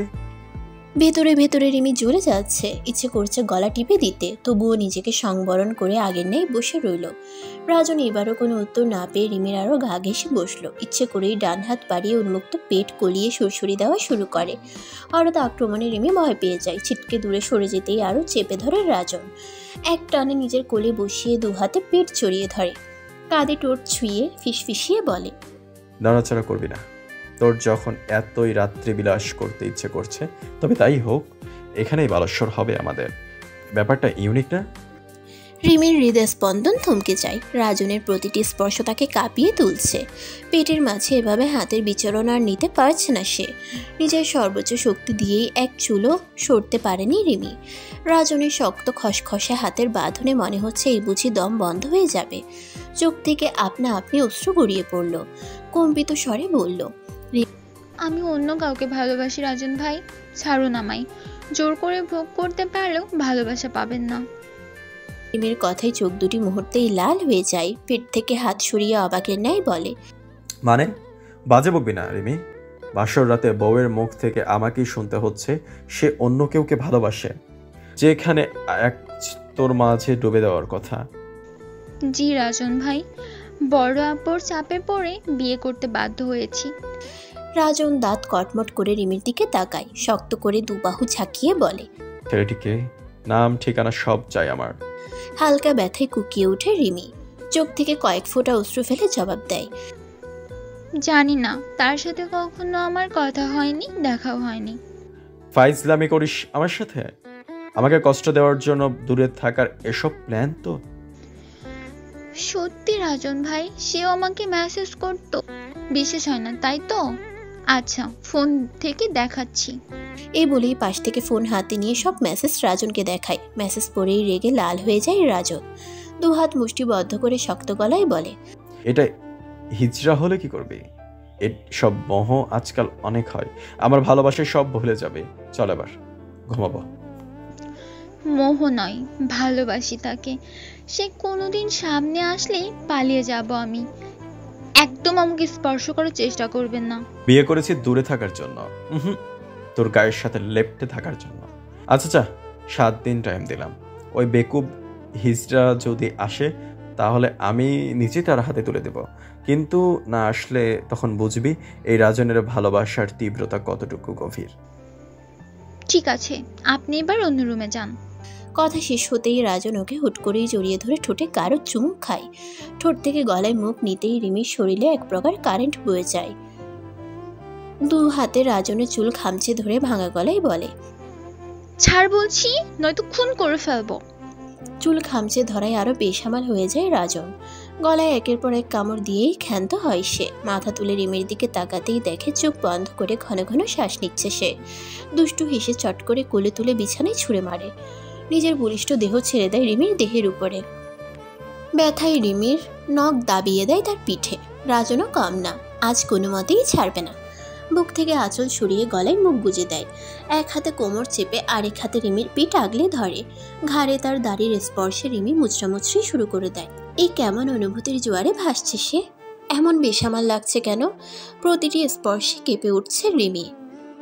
রাজন তাকে আরো ঘায়েল করার জন্য ঘাড় থেকে রিমির ঠোঁট কামড়ে ধরে। পাগলের মতো চুমু খেয়ে শেষে শক্ত করে কামড় বসায় রিমির অধরে। ব্যথায় রিমি চোখ বন্ধ করে এলোমেলো নিঃশ্বাস নেয়। রাজনের বেহায়া হাতের স্পর্শ যেমন ভালো লাগছে তেমনি ব্যথাও লাগছে। এভাবে এলোমেলো নিঃশ্বাস নিতে দেখে রাজন শয়তানি হাসে। রিমি নিজের মধ্যে নেই। রাজনের মাথা চেপে ধরেছে বুকের কাছে। রাজনের নিজেকে সামলাতে কষ্ট হচ্ছে, তবুও এভাবে জোর করে নয়, বরং দুজনের সম্মতিতে শারীরিক সম্পর্ক গড়ে উঠুক। রিমি বুঝুক যন্ত্রণায় ছটফট করে রাজনকে কতটা দরকার। যখন তার গুরুত্ব বুঝবে সেই সময়ই আসবে সে। রিমির দিকে এক পলক তাকিয়ে রাজন হুট করেই উঠে বসে। আস্তে ধীরে বিছানা থেকে উঠতেই খপ করে জড়িয়ে ধরে রিমি। জোরে জোরে শ্বাস ফেলে বলে, থামলেন কেন? আমাকে কি করলেন আপনি? এমন লাগছে কেন? ছাড় রিমি, ঘুমা, রাত হয়েছে। আমি পাশের রুমে আছি। না, এখানেই থাকবেন আপনি। তুই একটু আগেই বললি জোর করে ভালোবাসা হয় না। রাজন নিজেকে ছাড়িয়ে উঠে যেতে যেতে এই কথা বলে। দরজা লক করে বেরিয়ে যায় সে। এখানে আজ কয়েক সেকেন্ড থাকলে নির্ঘাত কিছু করে বসবে। রিমি হয়তো বাধা দিবে না, তবে সকালে ঠিকই পস্তাবে। তার থেকে ভালোবাসুক, আজ নিজেকে কন্ট্রোল করা ছাড়া উপায় নেই। তবুও রিমি আজ কাঁদুক, ভালোবাসার যন্ত্রণায় পাগলের মতো ছটফট করুক। সে ভেবেছিল আজ সারা রাত আড্ডা দিয়েই কাটিয়ে দিবে। একজনের মন আরেকজন পড়ার চেষ্টা করবে, কিন্তু কি হলো, রিমির মনে অন্য কেউ। এবার দেখুক কেমন লাগে। রিমি গায়ের অর্ধ খোলা শাড়িতেই বিছানায় শুয়ে যন্ত্রণায় কাতরাচ্ছে। এই কেমন স্পর্শ যেটা আরো পেতে ইচ্ছে করছে। মালিশি মুখ গুজে ঠুকরে উঠে অস্পষ্ট স্বরে বলল, আমাকে এই কোনো যন্ত্রণার মাঝে রেখে চলে যাচ্ছেন? দূরে যদি যাবেন তবে কাছে টেনে নিলেন কেন? তুষার রুমে আসলো প্রায় 11টায়। ততক্ষণে তুষি ঘুমিয়ে কাঁদা। দরজা লক করে হাতের প্লেট পাশের টেবিলে রেখে আলতো পায়ে বিছানায় বসলো। তুষির ঘুমন্ত মুখের দিকে এক দৃষ্টিতে তাকিয়ে মুচকে হাসলো। নিজেও তুষির পাশে শুয়ে ডান হাত গলার নিচে গলিয়ে জড়িয়ে ধরে। তুষিকে খুঁটিয়ে খুঁটিয়ে দেখে।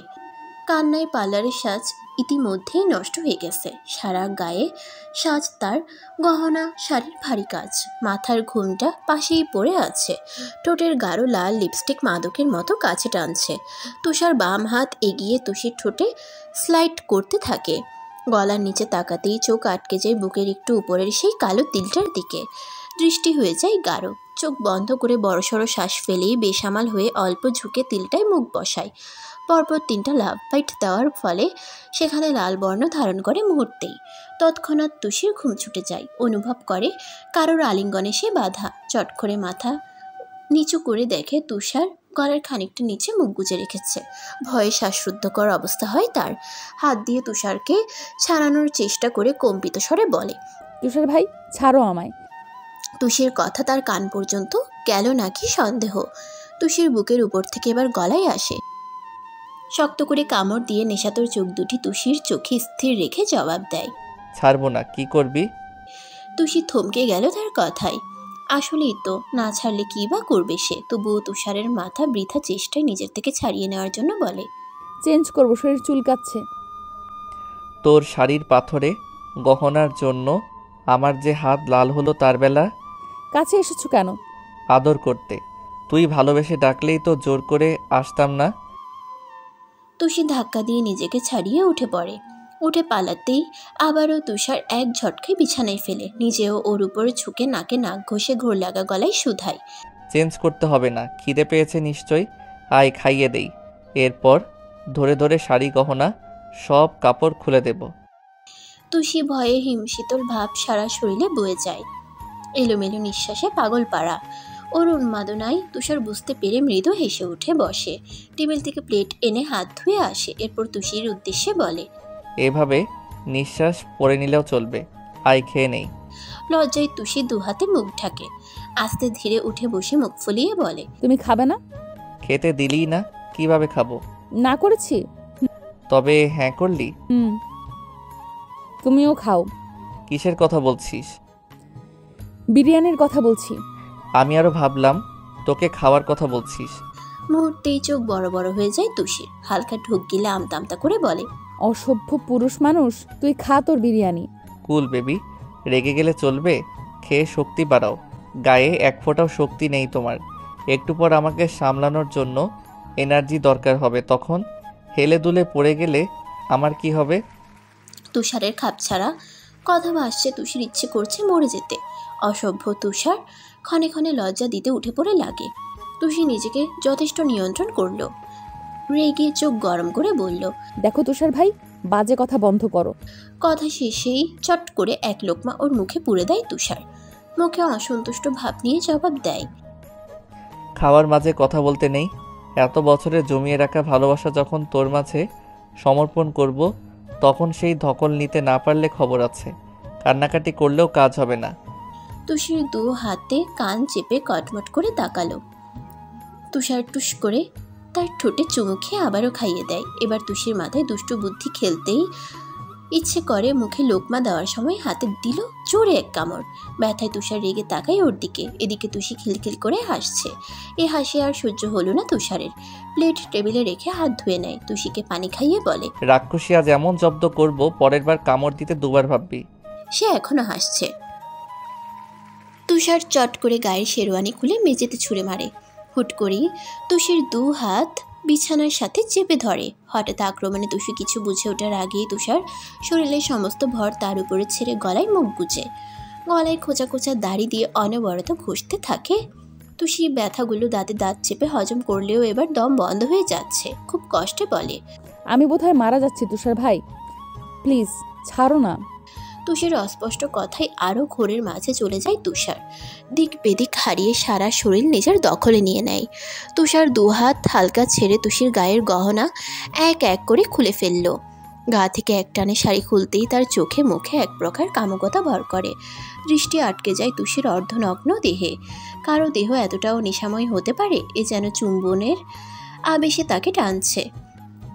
এক দৃষ্টিতে তাকিয়ে তুষিকে খুঁটিয়ে খুঁটিয়ে দেখতে লাগলো। পরনে তার শুধু লাল রঙের ব্লাউজ, পেটিকোট। ফর্সা গায়ে ফুটে উঠেছে বেশ। তার বুকের অংশ ক্রমাগত লাফাচ্ছে। এ যেন তুষারকে আরো উন্মাদ বানাতে প্রস্তুত। তুষির অবস্থা যায়। দু হাতে বিছানার চাদর খামচে ধরে চোখ বন্ধ করে শ্বাস নিচ্ছে। তুষার আর দেরি করল না। তুষিকে জড়িয়ে ধরে পিঠে ব্লাউজের চেন চট করে খুলে দেয়। সারা মুখে অজস্র আদর দিয়ে আস্তে আস্তে নিচের দিকে নামে। ঠোঁট, গলা অতঃপর বুকে চুমু খায়। ভালোবাসার এক নতুন অনুভূতির জোয়ারে আজ ভাসবে দুজন। তুষারের একের পর এক বেহায়া স্পর্শে প্রথমে ছটফট করলেও পরে যেন মেনে নেয় তুষি। নিজেও জড়িয়ে ধরে পাগলের মতো চুমু খায় তুষারকে। এক উন্মাদনায় মত্ত হয়ে নিশিরাতে চার দেয়ালের মাঝে দুটি মানবের ঘন নিঃশ্বাস হিচড়ে পড়ে। প্রতিটি লোমকূপে তুষারের বেহায়া স্পর্শে তুষির দেহ ঠান্ডা হয়ে যায়। শেষ রাতের দিকে ঘুমানোর ফলে সকাল 8টায়ও তুষির ওঠার নাম নেই। ফজরের সময় তুষার গোসল করে নামাজ পড়ে নেয়। নামাজ রেখে বিছানায় তুষিকে হাজার ডাকলেও কাজ হয় না। ব্লাউজের জায়গা মেঝেতে থাকায় বুক পর্যন্ত কাঁথা দিয়ে বেঘরে ঘুমাচ্ছে। কাল যার মুখে এক ফোঁটাও দাগ ছিল না, আজ সেই দেহেই অসংখ্য দাগে ভরপুর। তার লাল হওয়া ঠোঁটে আলতো চুমু খায়। তুষার কাঁথার নিচে গিয়ে তুষিকে জড়িয়ে ধরে গলায় মুখ গুজে বলে, উঠে গোসল করে আয় বেয়াদব, নামাজ পড়ে ঘুমা। সারা রাত ঘুমাতে দাওনি, এখন বিরক্ত করলে খবর আছে। তুষার হেসে কাঁথার নিচে মাথা নেয়। তুষির খোলা বুকে থুতনি ঠেকিয়ে চুমু খেয়ে বলে, আচ্ছা বিরক্ত করলাম না, চল ঘুমাই। সকালের আদিবার ডাকে দুজনের ঘুম ভাঙে। তুষার চোখ খুলতেই দেখে সারা গায়ে কাঁথা মুড়ি দিয়ে শুয়ে আছে তুষি। সকালের মিষ্টি রোদ বারান্দায় উপচে পড়ছে।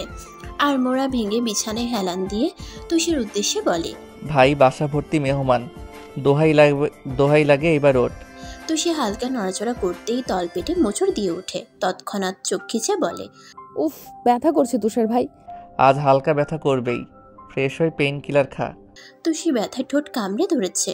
দু হাতে কাঁথা খামছে ধরে ব্যথা সহ্য করার চেষ্টা করছে। তুষার আবারও শুয়ে বুকে টেনে নেয়। ঠোঁটে চুমু খেয়ে বলে, দেখি কোথায় ব্যথা করছে। কাল আদর কম হয়েছে তাই ব্যথা করছে, কোনো সমস্যা নেই, আজ রাতে দ্বিগুণ আদর করব। প্রথম তো তাই অল্প দিয়েছি, ছোট মানুষ কখন আবার সামলাতে না পেরে জ্ঞান হারাস। তুষি ভেতরে লজ্জায় মরিমরি অবস্থা। হায় আল্লাহ, কালকের কথা মনে পড়তেই ইচ্ছে করছে ফ্লোর খুঁড়ে মাটির নিচে ঢুকে পড়তে। এই অসভ্য তুষার ইজ্জতের 12টা বাজিয়েছে কাল। 70 কেজি ওজনের হাতির মতো শরীর তুষির এটুকু মেয়ে কতই বা সামলাতে পারে। অবশ্য সেও সামলাতে পারেনি।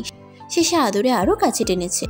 কিন্তু দেখো, আজ ঠিকই লজ্জা দিতে উঠে পড়ে লেগেছে। তুষি লজ্জার কিছু বুঝতে না দিয়ে রেগে তাকায় ওর দিকে। ডান হাত উঠিয়ে কিছু বলতেই তুষার ওর মুখ চেপে ধরে ফিসফিসিয়ে বলে, বেবি একদম পারফেক্ট, তুমি দেখতেও হট, কাজেও হট। বাজে বকবে না ফাজিল, দূরে যাও বলছি। ইস কি ঢং, সারা রাত তোর সব কিছুই আমি খুঁটিয়ে খুঁটিয়ে দেখেছি, এই মাথা থেকে শুরু করে পায়ের নখ পর্যন্ত। এখন লজ্জা পাচ্ছিস? তবে আয়, আবার আদর করে লজ্জা ভেঙে দেই। চুপ করো অসভ্য লোক, ব্যথায় নড়তে পারছি না। জঙ্গলি ভূত কি সাধে বলি? কি করেছিস আমার গায়ে? আজ মুখ দেখাবো কিভাবে?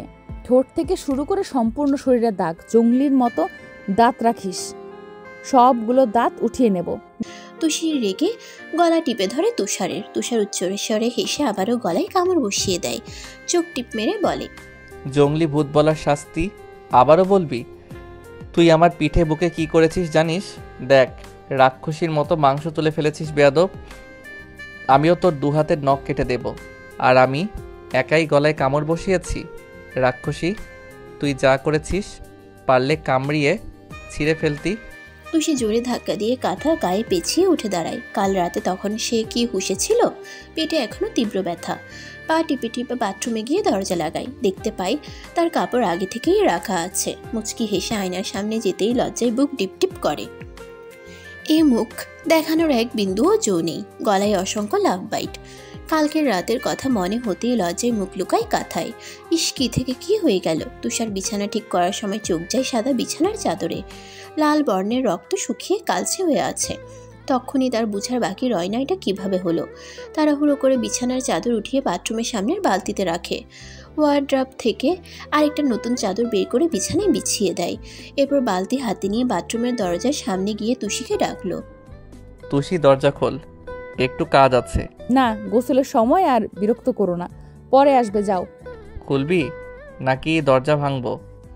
তুষি রেগে গায়ে টাওয়াল পেঁচিয়ে দরজা খুলে উকি দেয়। কি সমস্যা? সর, ভেতরে যেতে দে। তুষিকে হালকা ধাক্কা দিয়ে ভেতরে ঢুকে চাদর ভিজালো। উঠে হাত ধুতেই তুষির দিকে তাকায়। লজ্জায় পেছন দিকে মুখ করে দাঁড়িয়েছে তুষি। তুষার ভেজা চুলে হাত গলিয়ে বলে, ভালোবাসি সোনা, আমাকে এত সুন্দর মুহূর্ত দেওয়ার জন্য অনেক ভালোবাসা। ঢুকরে উঠে তুষি। তুষার দুহাতে আষ্টে পিষ্টে জড়িয়ে ধরে বলে, বিশ্বাস হলো তো? কেউ আমাকে স্পর্শ করেনি, তুমিই প্রথম, তুমিই শেষ। আমি জানতাম বোকা, কাঁদিস না, অনেক ভালোবাসি চুন্নি। তুষি চোখ গরম করে তাকাতেই হেসে শক্ত করে জড়িয়ে ধরে তুষার। কপালে চুমু খেয়ে বেরিয়ে যায় তুষিকে গোসলের তাড়া দিয়ে। তুষিও ধীরে ধীরে গোসল সেরে বেরিয়ে আসে। হালকা কালো রঙের সুতি শাড়ি পরে ভেজা চুল টাওয়াল দিয়ে মুছে নেয়, তবুও চুল থেকে টপ টপ করে পানি পড়ছে। তুষার ততক্ষণে বাইরে চলে গেছে। তুষিও ভালোভাবে ঘুমটা দিয়ে গলা যথেষ্টভাবে ঢেকে নিল।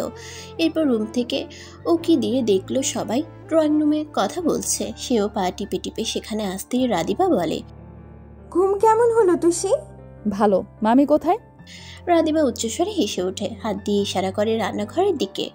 তুষি নিজের বোকামিতে চোখ খিচে বন্ধ করে সেদিকেই পা বাড়ায়। রান্নাঘরে উকি দিয়ে নূরজাহানকে বলে, কি রান্না করছো মামি? শাশুড়ি যখন মামি, বাহ, ভালো মানিয়েছে। নূরজাহান চোখ পাকিয়ে তাকায় সুমনার দিকে। তুষির হাত ধরে গালে চুমু খেয়ে বলে, মা বলে ডাক, একবার ডাক। ছোট থেকে যাকে মামি ডেকে এসেছে, আজ হঠাৎ করে কিভাবে মা ডাকবে? এক প্রকার জড়তা ঘিরে রেখেছে তাকে। তবুও কাচুমাচু করে বলল, মুখ দিয়ে বের হচ্ছে না, কি করব মামি? আচ্ছা, যখন ইচ্ছে তখনই বলিস, দরকার হলে কখনো বলতে হবে না। বোনের অভিমানে সুমনা মিটিমিটি হাসছে। তুষি নূরজাহানের দিকে তাকিয়ে ঢোক গিলে চোখ বন্ধ করে বলল, আচ্ছা মামি। মামি কি হয়েছে? কথা শেষ হতেই দৌড়ে পালায় তুষি। নূরজাহান প্রথমে মুখ ফুলালেও সুমনার হাসিতে সেও ফিক করে হেসে ওঠে। মনে মনে আওড়ায়, পাগল মেয়ে, আস্তে আস্তে না হয় মা বলতে শেখ, আমি অপেক্ষায় থাকবো। তুষি ড্রয়িং রুমে যেতেই হামিদা বেগম রুম থেকে ডেকে উঠলেন, তুষি রে, আয় নাতবু, জরুরি কথা আছে তোর লগে। নানুর কথাই ঘুমটা ভালোভাবে মাথায় দিয়ে তার রুমে প্রবেশ করে। দেখতে পাই পানের বাটা কোলে নিয়ে বসে আছে। সেও বিছানার এক পাশে বসে জবাব দেয়, তুমি কি সারাদিন পান খাও? আমাকে একটা দাও, খেয়ে দেখি কেমন লাগে। আমার কথা বাদ দে, আগে ক, কাল রাতে নানু ভাই আদর্শ ঠিক মতো করেছে তো? তুষি লজ্জায় নুয়ে মাথা নিচু করে রাখে। বুড়ো মানুষের এই একটাই সমস্যা, লজ্জা দিতে প্রস্তুত। হামিদা বেগম তুষিকে চুপ থাকতে দেখে ফোগলা দাঁতে হেসে ওঠে, বুঝছি, তোর মুখ দেখে বুঝছি। জানোস, আমিও তোর নানা ভাইয়ের পিছনে ঘুর ঘুর করতাম আদর্শ আগের জন্য। তোর নানাও ছিল ভারী আমোদে মানুষ।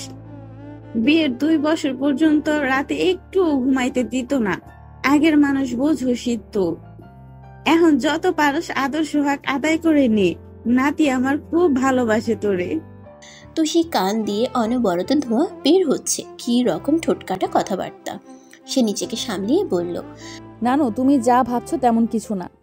চুপ কর সেরি, বিয়ের পরে মেয়েদের গায়ে সৌন্দর্য দ্বিগুণ বাড়ে। তোরেও আজ অন্যরকম সুন্দর লাগতাছে। আমি আগের মানুষ, সব বুঝি আমি। তার জামাই খালি আদর দিছে, আর কিছু দেয় নাই। আর কি দিব? পাগল মিয়া, শিখাইয়া দেই শুন।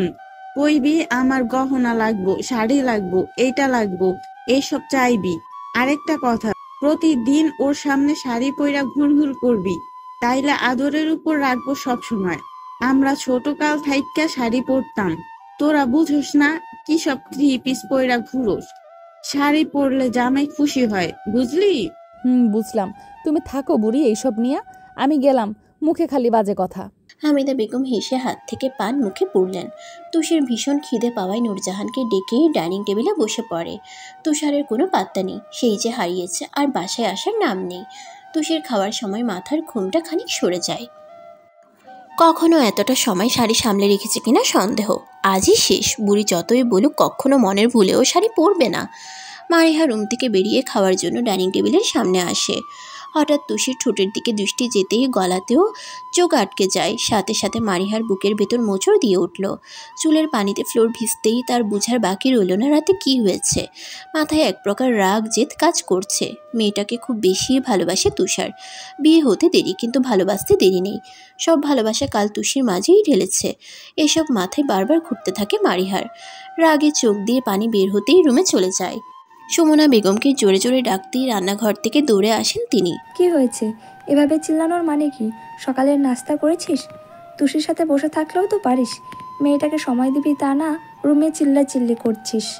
মারিহা সব কাপড় গুছিয়ে ব্যাগ রেখে বোরকা গায়ে দেয়। চোখ দুটো মুহূর্তেই লাল বর্ণ ধারণ করেছে তার। রেগে ফুঁসে উঠে বলে, রেডি হও, ভার্সিটি থেকে ফোন এসেছিল, আজই বিকেলে যেতে বলছে। মাথা কি পুরোপুরি খারাপ হয়ে গেছে তোর? কি আবল তাবল বকছিস? আমাদের আরও 2 দিন থাকার কথা। মা, আমি কি আসতে চেয়েছিলাম? জোর করে নিয়ে এসেছো তো আমাকে। এখন যেতে চাইছো কেন? রাদিবা কোথায়? ডাকো। তোরা যা, আমি পরে যাব। মায়ের কথা শেষেই মারিহা বিছানা থেকে ফোন ছুঁড়ে মারে। উচ্চস্বরে চিল্লিয়ে বলে, বেশ থাকো তুমি, আমি এক মুহূর্ত এখানে থাকবো না। কথা শেষেই বেরিয়ে যায় মারিহা। রাদিভাকে সোফা থেকে টেনে তুলে রুমে নিয়ে আসতেই পাশ থেকে তুষি বলে ওঠে, কি হয়েছে আপু, এভাবে টেনে নিচ্ছ কেন? এই মেয়ে, তোমাকে মাঝখানে কথা বলতে বলেছি? চুপচাপ নিজের কাজে মন দাও, নয়তো খারাপ কিছু হয়ে যাবে। গলার আওয়াজে তুষি ভয়ে ঢুক গেলে মাথা নিচু করে রাখলো। হুট করে এই মেয়ের কি হয় কে জানে। মারিহা রুমে এসে রাদিবাকে বোরকা পরাতে পরাতে বলে, আমাকে হাসি খুশি দেখতে চাস না?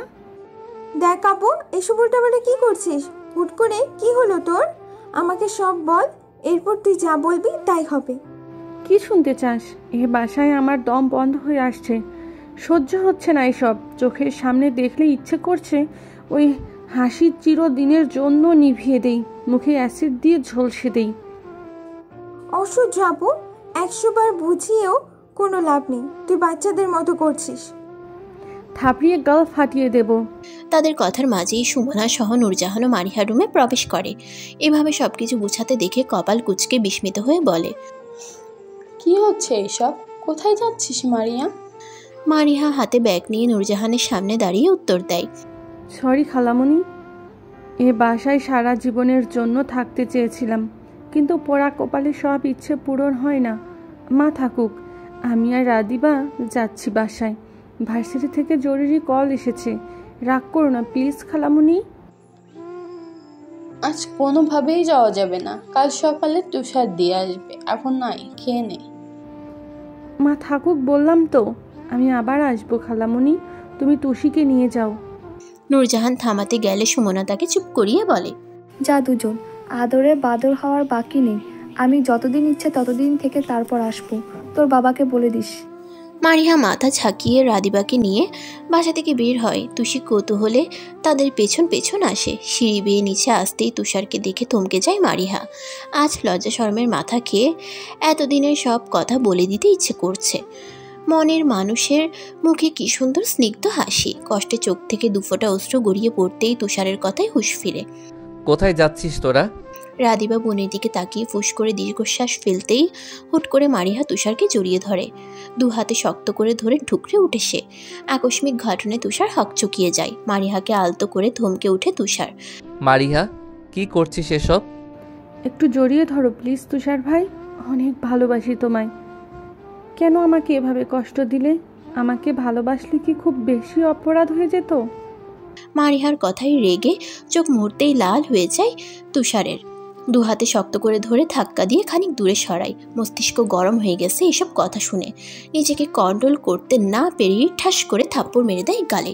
রাগে হিড়হিড় করে মারিহার উদ্দেশ্যে বলে, যতটুকু লিমিট ছিল আজ সবটুকুই ক্রস করেছিস। যা, এই মুহূর্তে বাসা থেকে বিদায় হ। আজকের পর থেকে কোনোদিন আমার সামনে আসবি না। তুই জানিস আমি তুষিকে ভালোবেসে বিয়ে করেছি, তাও এসব কিভাবে বলিস? লজ্জা শরম সব ধুলোই মিশিয়ে দিয়েছিস আজ। মারিয়া ফুপিয়ে কেঁদে উঠতেই রাদিবা বাহু ধরে বেরিয়ে যায়। তুষার দু হাতে চুল খামছে ধরে বড় বড় করে শ্বাস ফেলে সামনে তাকাতেই দেখতে পাই তুষি অশ্রুসিক্ত চোখে দরজার সামনে দাঁড়িয়ে আছে। তার মানে একটু আগের ঘটনা সব দেখে ফেললো। তুষার দীর্ঘশ্বাস ফেলে তুষির হাত ধরতেই রেগে ধাক্কা দিয়ে দৌড়ে রুমে চলে যায় সে। দরজা বন্ধ করে ঢুকরে উঠে তুষি। এখন সব পরিষ্কার। এর জন্য সবসময় খারাপ ব্যবহার করতো মারিহা। কিভাবে পারলো জড়িয়ে ধরতে। অনবরত হেঁচকি তুলে কেঁদে কেটে ঘুমিয়ে যায় তুষি। এদিকে তুষার দরজায় অনেকবার করাঘাত করলেও লাভ হয় না। শেষে নূরজাহান কিছু জিজ্ঞেস করতেই কিছু হয়নি বলেই আবার বাসা থেকে বেরিয়ে যায়। দুপুরের দিকে তুষি ঘুম থেকে উঠে ফ্রেশ হয়ে টিভির রুমে আসে। সোফার কোণে বসে রিমোট হাতে নিতেই নূরজাহান প্রশ্ন ছুড়ে তার দিকে।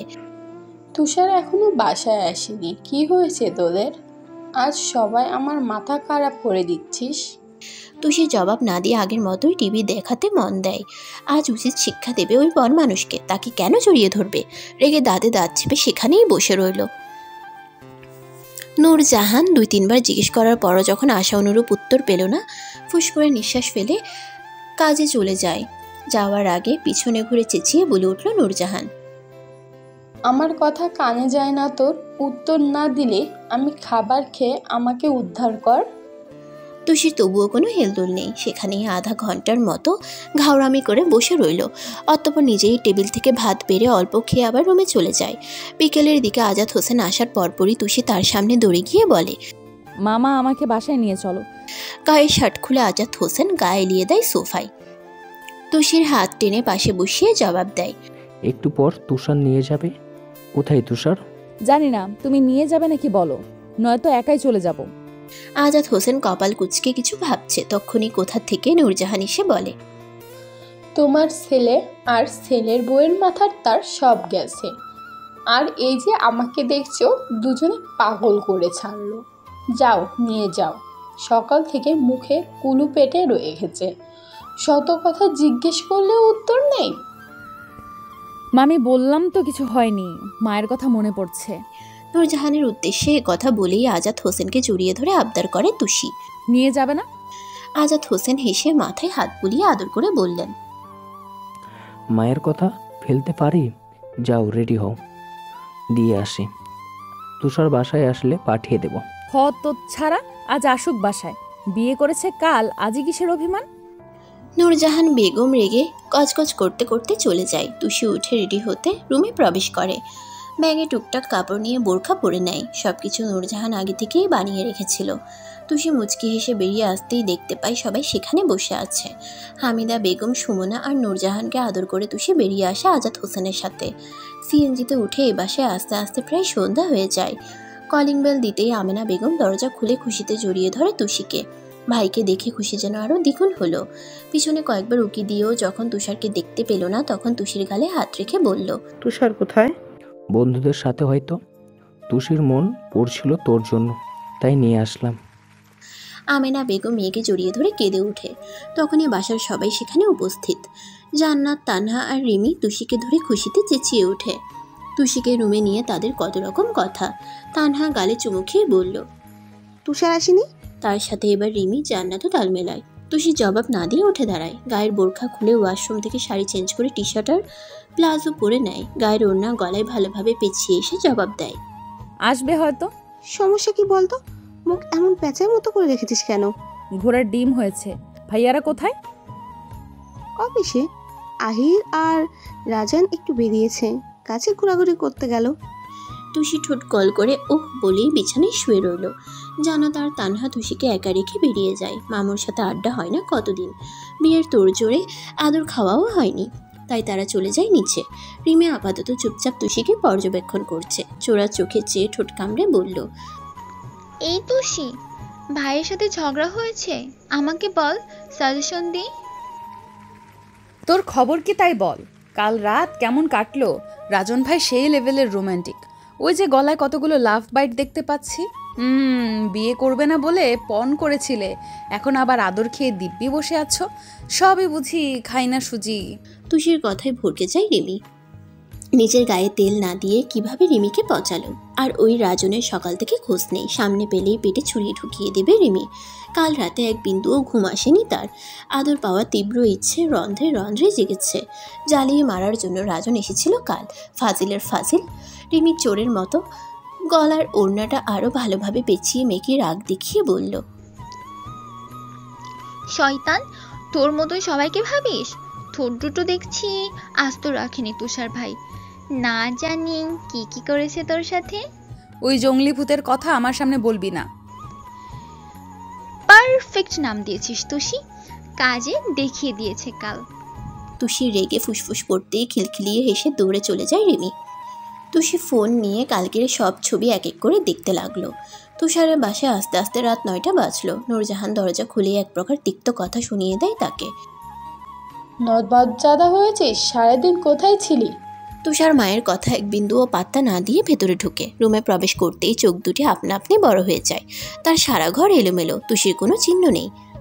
ফুস করে নিঃশ্বাস ফেলে বেরিয়ে এসে উচ্চস্বরে বলে, তুষি কোথায় মা? ওর ব্যাগ জিনিসপত্র কোথায়? বাপের বাড়ি চলে গেছে। খুশি হয়েছিস? মুহূর্তেই তুষার রেগে হাত দুটি মুষ্টিবদ্ধ করে জোরে দেয়ালে আঘাত করে, চোয়াল শক্ত করে জবাব দেয়, কার সাথে গেল? আজই এত সাহস কোথায় পায়? নূরজাহান উত্তর দিল না। সুমনা বেগম তার কাছে এসে পিঠে হাত বুলিয়ে শান্ত হতে বলে তুষারকে। একা যায়নি, তুই আসতে দেরি করেছিস তাই ভাইজান নিয়ে গেছে, এখন তুই যা। তুষার বড় বড় দম নিয়ে চোখ বন্ধ করে রাগ নিয়ন্ত্রণ করার চেষ্টা করে। তৃষ্ণার্ত গলা ভিজিয়ে বাসার বাইরে বেরোতেই নূরজাহানের কণ্ঠ ভেসে আসে, আজ থেকে খালি হাতে ধাই ধাই করে যেও না। এখন আর তুমি ভাইয়ের ছেলে নও, ওই বাড়ির মেয়ের জামাই। বাজার থেকে ফল, মিষ্টি, দই নিয়েও বাচ্চাদের জন্য ফল। আমাকে যেন কথা শুনতে না হয়, ছেলেকে কিছুই শিখাইনি। তুষার জোরে দরজা ধাক্কা মেরে গেটের বাইরে চলে আসলো। গাড়িতে উঠে মনে মনে ভাবতে থাকে, আজ ওই পুচকে মেয়েকে আচ্ছা মতো শাস্তি দেবে। আগা মাথা না বুঝিয়ে শুধু রাগ করা। একবার ফোন পর্যন্ত করে গেল না, এবার নিয়ে এসে পায়ের হাড্ডি কুনে কুনে ভেঙে বাসায় বসিয়ে রাখবে। বাপের বাড়ির নাম মুখেও যাতে আনতে না পারে। পাশের বাজার থেকে পর্যাপ্ত পরিমাণ মিষ্টি আর 3টা দই কিনে নেয়। রিমিদের জন্য আইসক্রিম আর চকলেট। প্রায় 1 ঘন্টা পর তুষিদের বাসায় পৌঁছালো তুষার। আমিনা বেগম খুশিতে আত্মহারা বাহির ছেলেকে দেখে হাতের সব জিনিসপত্র টেবিলে রেখে পাশে বসায়। তার বাবা আজাদ হোসেন ইতিমধ্যে ঘুমে। বসার প্রায় অর্ধেক মানুষ ঘুমিয়ে পড়েছেন। কাল সারাদিন নানান কাজে ব্যস্ত থাকায় আজ নিমিষেই ঘুম চোখে ধরা দিয়েছে সবার। জেগে আছেন রামিম, রাজন আর ডালিয়া। আমিনা বেগমের সাথে টুকটাক কথা বলে 3 মেয়ের জামাই হালকা খাওয়া দাওয়া করে নেয়। তানহা অসুস্থ থাকায় রামিম আগেই চলে গেল। রাজনের সাথে বেশ খানিক সময় আড্ডা দিল দুজন। কে কি করছে, চাকরিতে রাজনের অনুভূতি কেমন, এসব টুকটাক কথা। শেষে রাজনকে বিদায় দিয়ে তুষি রুমে যায়। এর আগেও যতবার এই রুমে এসেছে পারমিশন নিতে হয়েছে তাকে। আজ কোনো পারমিশনের দরকার নেই। দরজা খোলা থাকায় তুষার ভিতরে ঢুকে দেখলো বিছানায় 4 হাত পা এলোমেলো হয়ে ঘুমিয়ে আছে তুষি। ঘুমের ঘোরে ফুসফুস করে নিঃশ্বাস ছাড়ছে। গায়ের ওড়না এমনভাবে পেঁচিয়েছে আর একটু নড়াচড়া করলেই ফাঁস লেগে যাবে। তুষার ধীরে পায়ে হেঁটে পকেটের ছোট বক্সটা ড্রেসিং টেবিলের উপরে রাখলো। গায়ের টি-শার্ট খুলে রাখে পাশের চেয়ারের উপর। এরপর বিছানায় শুয়ে তুষির গলা থেকে ওড়না খুলে ছুঁড়ে ফেলে দেয় মেঝেতে। শক্ত হাতে জড়িয়ে ধরে তার সারা মুখে এলোপাথারি চুমু খায়। দুষ্টু হেসে বাম হাত দিয়ে তুষির টি-শার্ট গলিয়ে পেটে বিচরণ করতেই ঘুমের মাঝেই চমকে তাকায় তুষি। তুষারের হাতের উপর নিজের হাত রেখে ফুঁসে ওঠে, অসভ্য লোক, দূরে যা, মারিহার কাছে যা। তুষার আরও গভীরভাবে ছুঁয়ে দিতেই মুহূর্তেই সারা শরীর শিরশির করে ওঠে তুষির। শুকনো ঢোক গেলে মিনমিন স্বরে বলে, দেখ আমাকে স্পর্শ করবি না। তুষার আস্তে ধীরে তুষির কানের লতিতে কামড় বসায়, ঘাড়ে ঠোঁট ছুঁয়ে ফিসফিসায়, তুই ছাড়া আর কাকে স্পর্শ করব? আয় আদর দেই। বউকে আদরের উপর না রাখলে শয়তানের কুনজর লাগে। এই যেমন আজ সকালেই শয়তান আমার উপর ঝাঁপিয়ে পড়েছিল। এখন আমি দূরে থাকলে কাল যদি তোর উপর ঝাঁপিয়ে পড়ে তখন কি উপায়? আমি তো কন্ট্রোল করতে পারবো না, ইচ্ছে করবে শয়তানকে খুন করতে। তুষি এক ঝটকায় অল্প দূরে সরে উঠে বসে, রেগে চোখ গরম করে উত্তর দেয়, মারিহার বাচ্চা, তোকে জড়িয়ে ধরবে কেন? আমি ধরেছি? দোষ কি আমার? নির্দোষ হয়েও বউয়ের আদর থেকে বঞ্চিত হচ্ছি। বড়দের কাছে শুনিস নাই, স্বামীর ডাকে সাড়া না দিলে পাপ হয়? তুষি একটু ভেবে দেখলো আসলেই তুষারের দোষ নেই, তবুও নিজের জামাইয়ের পাশে কাউকে সহ্য হয় না। সেখানে ডিরেক্ট জড়িয়ে ধরলো। তুষারের দিকে তাকাতেই দেখতে পায় তার চোখে আজও কামুকতা ভর করছে। মনে মনে ঘাবড়ে গেলেও মুহূর্তেই রাগ দেখিয়ে উত্তর দেয়, যা পাপ হওয়ার আমার হবে, তুই যা অন্য রুমে, আজ শান্তিতে ঘুমাতে দে। তুষার বুঝলো এভাবে রাগ ভাঙানো যাবে না, তাই হঠাৎ উঠে পেছন থেকে তুষিকে আষ্টে পিষ্টে জড়িয়ে ধরে শুয়ে পড়ে। গলায় মুখ গুজে জবাব দেয়, আমি বেঁচে থাকতে কখনোই আমার বউয়ের পাপ হতে দেব না। তুই চুপচাপ শুয়ে থাক, আদর কিভাবে করে শিখে নে। এই নাগাদ বাচ্চাকে বউয়ের আদরও পেতে দে। রাগে দুঃখে ঢুকরে কেঁদে ওঠে তুষি। সারাদিনের রাগ ইচ্ছে মতো তুষারের গায়ে ঢালে। বুক পিঠ সর্বোচ্চ শক্তি দিয়ে কিলঘুষি মারতে থাকে তুষারকে। আজ বন মানুষের নাম ভুলিয়ে দেবে সে। তবুও তুষি এতক্ষণ শত হাত পা ছোড়াছুড়ি করলেও কোনো লাভ হলো না। এদিকে আজ রাগ না ভাঙিয়ে ছাড়বে না তুষার। চট করে তুষির ঠোঁট নিজের দখলে নিয়ে সব রাগ ঢেলে দেয়। হাতের বাঁধন আরও গাঢ় করে আদর করতে থাকে। ঘাড়ে ছোট ছোট চুমু খেয়ে হালকা কামড় বসায়। এসব অত্যাচার নিতে না পেরে শেষে তুষিও পিঠ খামচে ধরে। তুষারের সাথে সেও সম্পূর্ণ কন্ট্রোল হারিয়ে তাল মেলায়। তুষারকে দু হাতে জড়িয়ে ধরে বুকের মাঝে চেপে ধরে। আস্তে ধীরে ভালোবেসে তুষার আজও সারা রাত গভীরভাবে আদর করলো। গভীর রাতে পেটে কারো স্পর্শ পেয়ে চমকে ওঠে রিমি। মুহূর্তেই চোখ থেকে ঘুম পালিয়ে অদূরে চলে যায়। ভয়ে রিমি ধরধর করে ঘামতে থাকে। কে এসেছিল তার ঘরে? ঘুমানোর আগে দরজা লক করেই ঘুমিয়েছে সে। তর তাজা স্পর্শ এখনো লেগে আছে। ভয়ে দম বন্ধ করা অবস্থা। পাশ ফিরে এলোমেলো হাতে চশমা নিয়েই চোখে পড়ে নেয়। হাত বাড়িয়ে ঘরের লাইট জ্বালাতেই দেখতে পায় সম্পূর্ণ ঘর ফাঁকা। মানুষের চিহ্নের ছিটেফোঁটা নেই। দূরে ঘরের এপাশ ওপাশ খুঁজেও কোনো লাভ হয় না। শেষে লাইট জ্বালিয়েই ঘুমানোর চেষ্টা করে, কিন্তু বললেই কি ঘুমানো যায়? এ পাশে কাত হয়ে মুচড়ামুচড়ি করেও এক বিন্দু তার ঘুম চোখে ধরা দিল না। শুধু চোখে ভাসলো একটু আগের ঘটনা। এটা কি স্বপ্ন? না, স্বপ্ন কিভাবে এত বাস্তবের ন্যায় হয়? মনে মনে ঘুরতে লাগলো হাজার প্রশ্ন। আবার যদি কেউ রুমে আসে তখন ভূতও হতে পারে। তৎক্ষণাৎ ভয়ে সারা শরীর হিমভাব হয়ে যায় রিমি। কোনো কিছু না ভেবে ধরে রুম থেকে বেরিয়ে যায়। পাশেই রাজনের রুম। সব ভয়, রাগ আর সংকোচ সবকিছু সাইডে রেখে দরজা নক করতেই খুলে যায় দরজা। আর মনেই মুখে হাসি ফুটে ওঠে। সামনে তাকিয়ে দেখতে পায় উদাম গায়ে উপর হয়ে বেঘরে ঘুমাচ্ছে রাজন। তাকে দেখে এবার যেন প্রাণ ফিরে পেল রিমি। কাপা কাপা এলোমেলো পা ফেলে রাজনের পাশে গিয়ে শুয়ে পড়ে। নিজের অজান্তে ভয়ে দু হাতে ঝাপটে জড়িয়ে ধরে রাজনকে। গুটি সুটি হয়ে তার বুকের ভেতরে মাথা রেখে চোখ খিচে রাখে। শরীরে কারো স্পর্শ পেতেই ঘুম ছুটে যায় রাজনের। চোখ মিলেই দেখে রিমি শক্ত করে জড়িয়ে ধরে রেখেছে। এমন ঘটনায় আপনা আপনি কপাল ভীষণ রকম কুঁচকে যায়।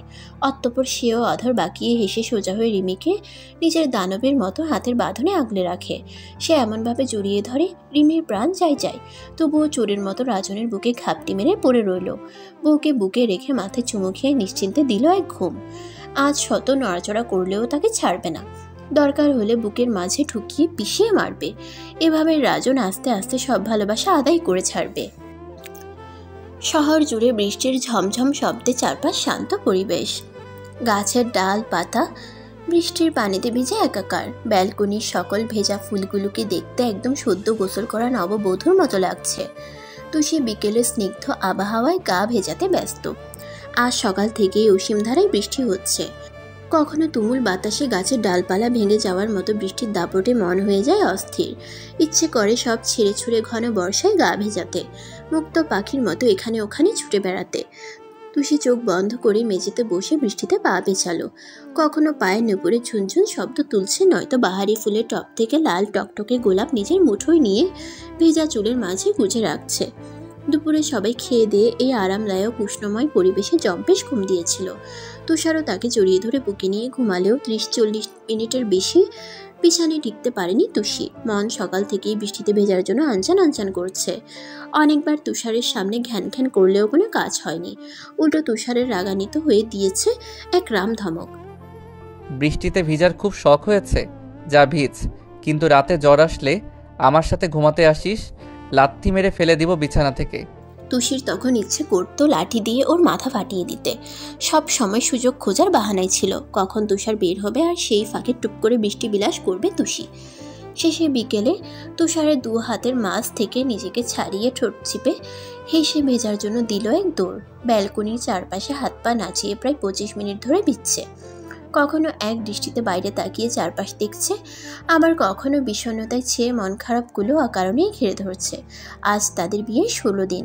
বাবার বাড়ি সেই যে তার পরের দিনই এসেছে, আর যাওয়া হয়নি। তাদের সাথে একত্রেই তানহা জান্নাতও চলে গেছে নিজেদের শ্বশুর বাড়ি। রাজন 4-5 দিন থেকে চট্টগ্রাম কাজে জয়েন করেছে। রিমির সাথে তার সম্পর্কটা কোনো মতেই স্বাভাবিক হচ্ছে না। আদর করেও রাজন তার মন গালাতে ব্যর্থ। রিমির এক কথা, একজনকে মন দিয়ে বসেছে, সেখান থেকে কোনো দিন সরে আসতে পারবে না। বিয়ে নিজের বিরুদ্ধে হলেও সংসার কখনো মনের বিরুদ্ধে করা যায় না। শেষে রাজন দীর্ঘশ্বাস ফেলে তাকে নিজের মতো রেখেই চলে যায় চট্টগ্রাম। 2 দিন আগে বাবার বাড়ি যাওয়ার কথা তুষি মুখ থেকে বের করতেই তুষার রাগে কটমট করে তাকায়। আমি যতদিন বাসায় থাকছি ততদিন মরে গেলেও বাপের বাড়ির নাম মুখে আনবি না, নয়তো কুচি কুচি করে কেটে ফেলবো। তুষি মন খারাপ করে টিভির সামনে বসে থাকে। মায়ের জন্য মনটা বড্ড পুড়ছে। কবে যাবে বাবার বাসায়? কবেই বা সবাইকে প্রাণ ভরে দেখতে পাবে? রাগে দুঃখে সারাদিন না খেয়েই বসেছিল তুষি। শেষে তুষার রাত 11টায় বাসায় এসে দেখতে পায় আগের মতোই স্থির হয়ে সোফায় বসে আছে। নূরজাহানও ধমকাধমকি করেও এক চুল পরিমাণও সরাতে পারেনি। তুষারকে সামনে দাঁড়িয়ে থাকতে দেখে তুষি মুখ মুচড়ে অন্যদিকে ঘুরে বসে। অধর বাঁকিয়ে তুষার তড়িৎ গতিতে কোলে তুলে নেয়। তুষিকে কোনো কথা বলতে না দিয়েই বিছানায় ধপ করে ফেলে দরজা লক করে। তুষির খুব নিকটে এসে নরম স্বরে বলে, খুব মন খারাপ।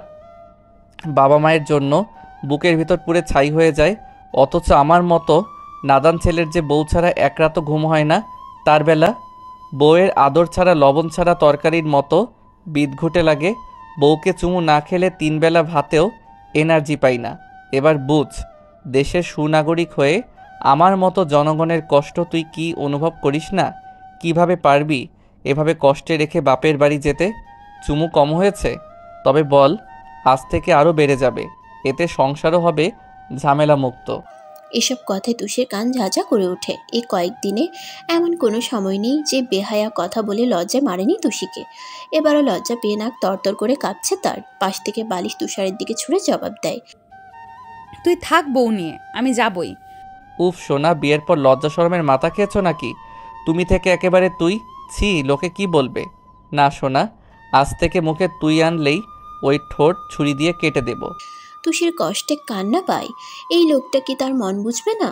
একটা সহজ কথা বললে তার মিনিং আরও জটিল করে 10টাতে নিয়ে যায়। তুষি শেষে দীর্ঘশ্বাস ফেলে মাথা ঠুকে দেয়ালে। জীবনে সবচেয়ে বড় পাপের শাস্তি কাজিনকে বিয়ে করা, নয়তো কি সবসময় খাপছাড়া কথার মাঝে লজ্জায় মরতে হয়? তুষার বিভোর ঘুমে তলিয়ে যাওয়ার পাক্কা 50 মিনিটের বেশি সময়ই বৃষ্টিতে ভিজল তুষি। মন ভরে ভিজে পা টিপে টিপে রুমে এসেই দেখে আগের মতোই উদাম গায়ে ঘুমাচ্ছে তুষার। মনে মনে ফিক করে হেসেই বলে ওঠে তুষি, তুষিকে আটকানো এতই সহজ? তোমার মতো বন মানুষের বৃষ্টির পানি সহ্য হয় না, ফিতুর ডিম কোথাকার। চট করে ওয়াশরুমে গিয়ে চেঞ্জ করে আসে। তখন প্রায় সন্ধ্যা নামার আগ মুহূর্ত। চারপাশ লাল আভায় পরিপূর্ণ। বিশাল আকাশের মাঝে কালো মেঘ জমে আছে। তুষি কিচেনের দিকে যেতেই চোখে পড়ে নূরজাহানকে। তিনি মাত্রই ঘুম থেকে উঠে চা বানাতেই রান্নাঘরে এসেছে। তুষি তার পাশে দাঁড়িয়ে বলে, মা, আমার জন্য 1 কাপ চা বানাও। নূরজাহান তুষিকে আগাগোড়া নিক্ষেপ করে উত্তেজিত হয়ে প্রশ্ন করে, তুই বৃষ্টিতে ভিজছিস? জ্বর আসলে কি হবে? কই না তো, কি যে আবল তাবল বকো সারাক্ষণ। কানের নিচে থাপ্পড় পড়লেই সব সত্যি বেরিয়ে যাবে। সে মুখ ফুলিয়ে কাদো কাদো ভঙ্গিতে জবাব দেয়, তোমার খাটাস ছেলে কেন সকালে ভিজতে দিল? তাহলেই এখন ভিজতাম না। তুষার কোথায়? দেখিনি তো গে। নূরজাহান 1 কাপ চা তুষির হাতে দিয়ে কথাটি বলে তুষি হেসে ধোয়া ওঠা গরম চায়ে তৃপ্তি নিয়ে চুমুক দিয়ে বলে, না, সে আপাতত ঘুমে, কখনো জানতেই পারবে না আমি এতক্ষণ কি কি করেছি। মা, তুমিও ঘুমাও, আমি যাই, কেবল হালকা হালকা শীত লাগছে। কথা শেষে চা খেতে খেতে তুষি চলে যায় নিজের রুমে। নূরজাহান ঠোঁট উল্টে ধীর গলায় বিড়বিড় করে, একবার জ্বর আসুক তখনই বুঝবি তুষার কেমন উন্মাদ, বদ্ধ পাগল হয়ে কি করতে পারে। আমার তো এখনই ভয় হচ্ছে শেষে কি না রেগে কয়েকটা থাপ্পড় না মেরে দেয়। তুষি রুমে এসে চায়ের কাপ টেবিলে রাখলো। আস্তে ধীরে চুপি চুপি আগের মতোই তুষারের পাশে গিয়ে পাতলা কম্বলের নিচে গুটিসুটি হয়ে শুয়ে পড়ে। হুট করেই মাথাটা কেমন ঝিমঝিম করছে। অজান্তেই চোখ বুজে আসছে, নাক দিয়েও হালকা পানি বের হচ্ছে। মিনিট 2 পরেই তুষির সারা শরীর ঠান্ডা অনুভব করে। প্রচণ্ড শীতে হাত পা হয়ে আসছে সাপের মতোই শীতল। তুষারের গা উষ্ণতায় ভরপুর, তাই একটু ওমের খুঁজে তুষারের দিকে ঘুরে কোলবালিশের ন্যায় জড়িয়ে ধরে তাকে। নিজের ঠান্ডা পা দুটো তুষারের পায়ে চেপে ধরে। তৎক্ষণাৎ তুষারের ঘুম হালকা হয়ে যায়। চোখ মেলে দেখতে পাই তুষি শীতে ঠকঠক করে কাঁপছে, সারা গা বরফের ন্যায় ঠান্ডা। হুট করেই বৃষ্টিতে ভেজার ফলে এমন হয়েছে। তুষার দু হাতে জড়িয়ে ধরে বুকে টেনে নিল তুষিকে। চুলে হাত দিতেই রেগে যায় তুষার। বেয়াদব, ঘুম বাদে এতক্ষণ কি করছিলি তুই? আমি বারবার বলেছি বৃষ্টিতে ভিজবি না, তবুও কেন গেলি? অসভ্য। ইচ্ছে করছে ধাক্কা মেরে বিছানা থেকে ফেলে দেই। তুষি আরো শক্ত করে জড়িয়ে ধরে তুষারের বুকে অনবরত নাক ঘষতে থাকে। ধরে যাওয়া গলায় বলে, বেশ করেছি ভিজেছি, আরো ভিজবো, তাতে তোমার কি? জ্বর আসবে, ওষুধ খেয়ে বিছানায় পড়ে থাকবো। বুকে তুষির ঠোঁটের স্পর্শ একটু একটু করে উত্তেজনা বাড়িয়ে দেয় তুষারকে। এভাবে পাশে বউ, তার মধ্যে রোমাঞ্চকর এক শীতল পরিবেশ। এই যেন নিজেকে মুহূর্তেই এলোমেলো করতে প্রস্তুত। তবুও তুষার ডান হাত তুষির চুলের ভাঁজে গলিয়ে শক্ত করে চেপে ধরে বলল, আজকে ক্ষমা করে দিলাম, কিন্তু আর কোনো দিন আমার কথার অবাধ্য হলে হাড়ে হাড়ে টের পাবি তুষার কি জিনিস। এখনো বোঝার বাকি আছে? তবে বলছিস আমাকে পুরোপুরি পড়ে ফেলেছিস? জঙ্গলি ভূত। তুষি চোখ বুঝে ছোট ছোট চুমু খায় তুষারের লোমশ বুকে। ঝাপটে জড়িয়ে ধরে ঘুমিয়ে যেতেই তুষার ওর কানে মৃদুভাবে কামড় খায়। কানে ঠোঁট ছুঁয়ে বলে, এভাবে আর কখনো বৃষ্টিতে ভিজবি না। তবে কিসে ভিজবো?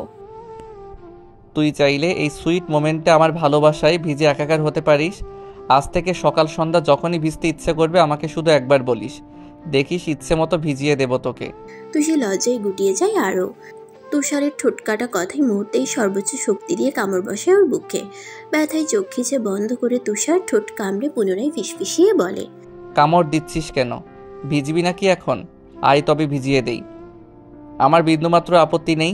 হয়তো সারা দেহ বৃষ্টির মতো ছুঁয়ে দিতে পারবো না, কিন্তু বাচ্চার মা ঠিকই বানাতে পারবো। সকালের ফুরফুরে বাতাসে নীরের পাখি মুক্ত হয়ে উড়ে বেড়াচ্ছে আকাশে। শেষ রাতের দিকে মুষলধারে বৃষ্টি হওয়ায় সকাল শুরু হয়েছে স্নিগ্ধ রূপে। ছাদের কার্নিশ বরাবর দাঁড়িয়ে ঠান্ডা বাতাসে মৃদুভাবে কাঁপছে রিমি। গায়ে ফিনফিনে থ্রিপিস, দু হাত বুকের মাঝে আড়াহাড়িভাবে গুছে রেখে তাকিয়ে আছে অদূরে। পাশেই কুচকুচে এক কালো কাক বিশ্রী গলায় কাকা ডেকেই চলেছে। মলিন মুখে রিমি ভেতর থেকে শুধু দীর্ঘশ্বাস ফেলে। জীবনের হিসেবের খাতা এখানেই যেন গোলমাল, কোনোভাবেই হিসেব কষা যায় না। ইচ্ছে করে আকাশের পাখির মতো এদেশ ওদেশ দেবদাসের মতো ঘুরে বেড়াতে। জীবনে প্রেম বুঝি এভাবেই এসে হুট করেই হারিয়ে যায়। যদি হারিয়েই যায় তবে আসলো কেন? লোকটি হঠাৎ এভাবে নাই হয়ে গেল। সেই বিয়ের 6 দিন আগে লাস্ট মেসেজ ছিল, আর কোনো টেক্সট নেই। লাস্ট মেসেজটা বরাবরের মতোই অদ্ভুত ছিল। নারী, আপনি খুব রহস্যময়ী। কখনো সুচরিতার মতো গাল ভরে হাসেন, কখনো বা পারুর মতো টুকরে কাঁদেন। আমি আপনার কান্না ভরা মুখখানি প্রাণ ভরে দেখতে চাই। যখন আমার সামনে কাঁদবেন আমি হাসবো। হেসে আলতো করে ডান হাতে আপনার মুক্তোর মতো চোখের পানি 1 ফোঁটা আঙ্গুলে নিয়ে কপালে পরিয়ে দেব। সেই ইচ্ছে কি পূরণ হবে আমার কোমলমতি? কোমলতার ন্যায় মন আপনার। খুব শীঘ্রই আপনাকে কাঁদানোর জন্য আসবো। এবার আর লুকোচুরি নয়, সারা জীবন আপনার ছোট মনটাকে জ্বালিয়ে ছাড়কার করার জন্য আসবো। মেসেজ দেখেই রিমির তখন মনে ভয় জেগে বসে। কাপা হাতে নিত্য দিনকার মতো কল দিতেই আবার এক মেয়েলি গলার আওয়াজ ভেসে উঠে জানান দেয় নম্বরটি বন্ধ। ওই দিন থেকেই রিমি খুব আগ্রহ নিয়ে বসেছিল, কবে আসবে তার এতদিনের সে অপ্রকাশিত প্রেমিক, লুকায়িত প্রেমিক। কাঁদাতে আসবে, আসুক, সে তবুও আসুক, কিন্তু সে আসেনি, তার কথাও রাখেনি। বেমান পুরুষ, তার জন্যই মনের বিরুদ্ধে আজ অন্য কারোর ঘর করতে হচ্ছে। রিমি মলিন মুখে ঠোঁট গোল করে নিঃশ্বাস ফেলে। এসব ভাবনার মাঝেই ফোন বেজে ওঠে তার। সে জানে এই সময় কে কল করতে পারে, তবুও ডান হাতের মাঝে ফোনখানা সামনে এনে দেখলো স্ক্রিনে জলজল করছে এক যুবকের হাস্যোজ্জ্বল ছবি। রাজন নামের ছেলেটিকে সারা রাত গালি দিলেও প্রতিদিন সকালে ঠিক বেহায়ার মতো ঘুম থেকে ওঠার জন্য কল করবেই। রিমি ফোন রিসিভ করে কানে তুলল। রাজন সালামের উত্তর দিয়ে হাসি হাসি মুখে জবাব দেয়।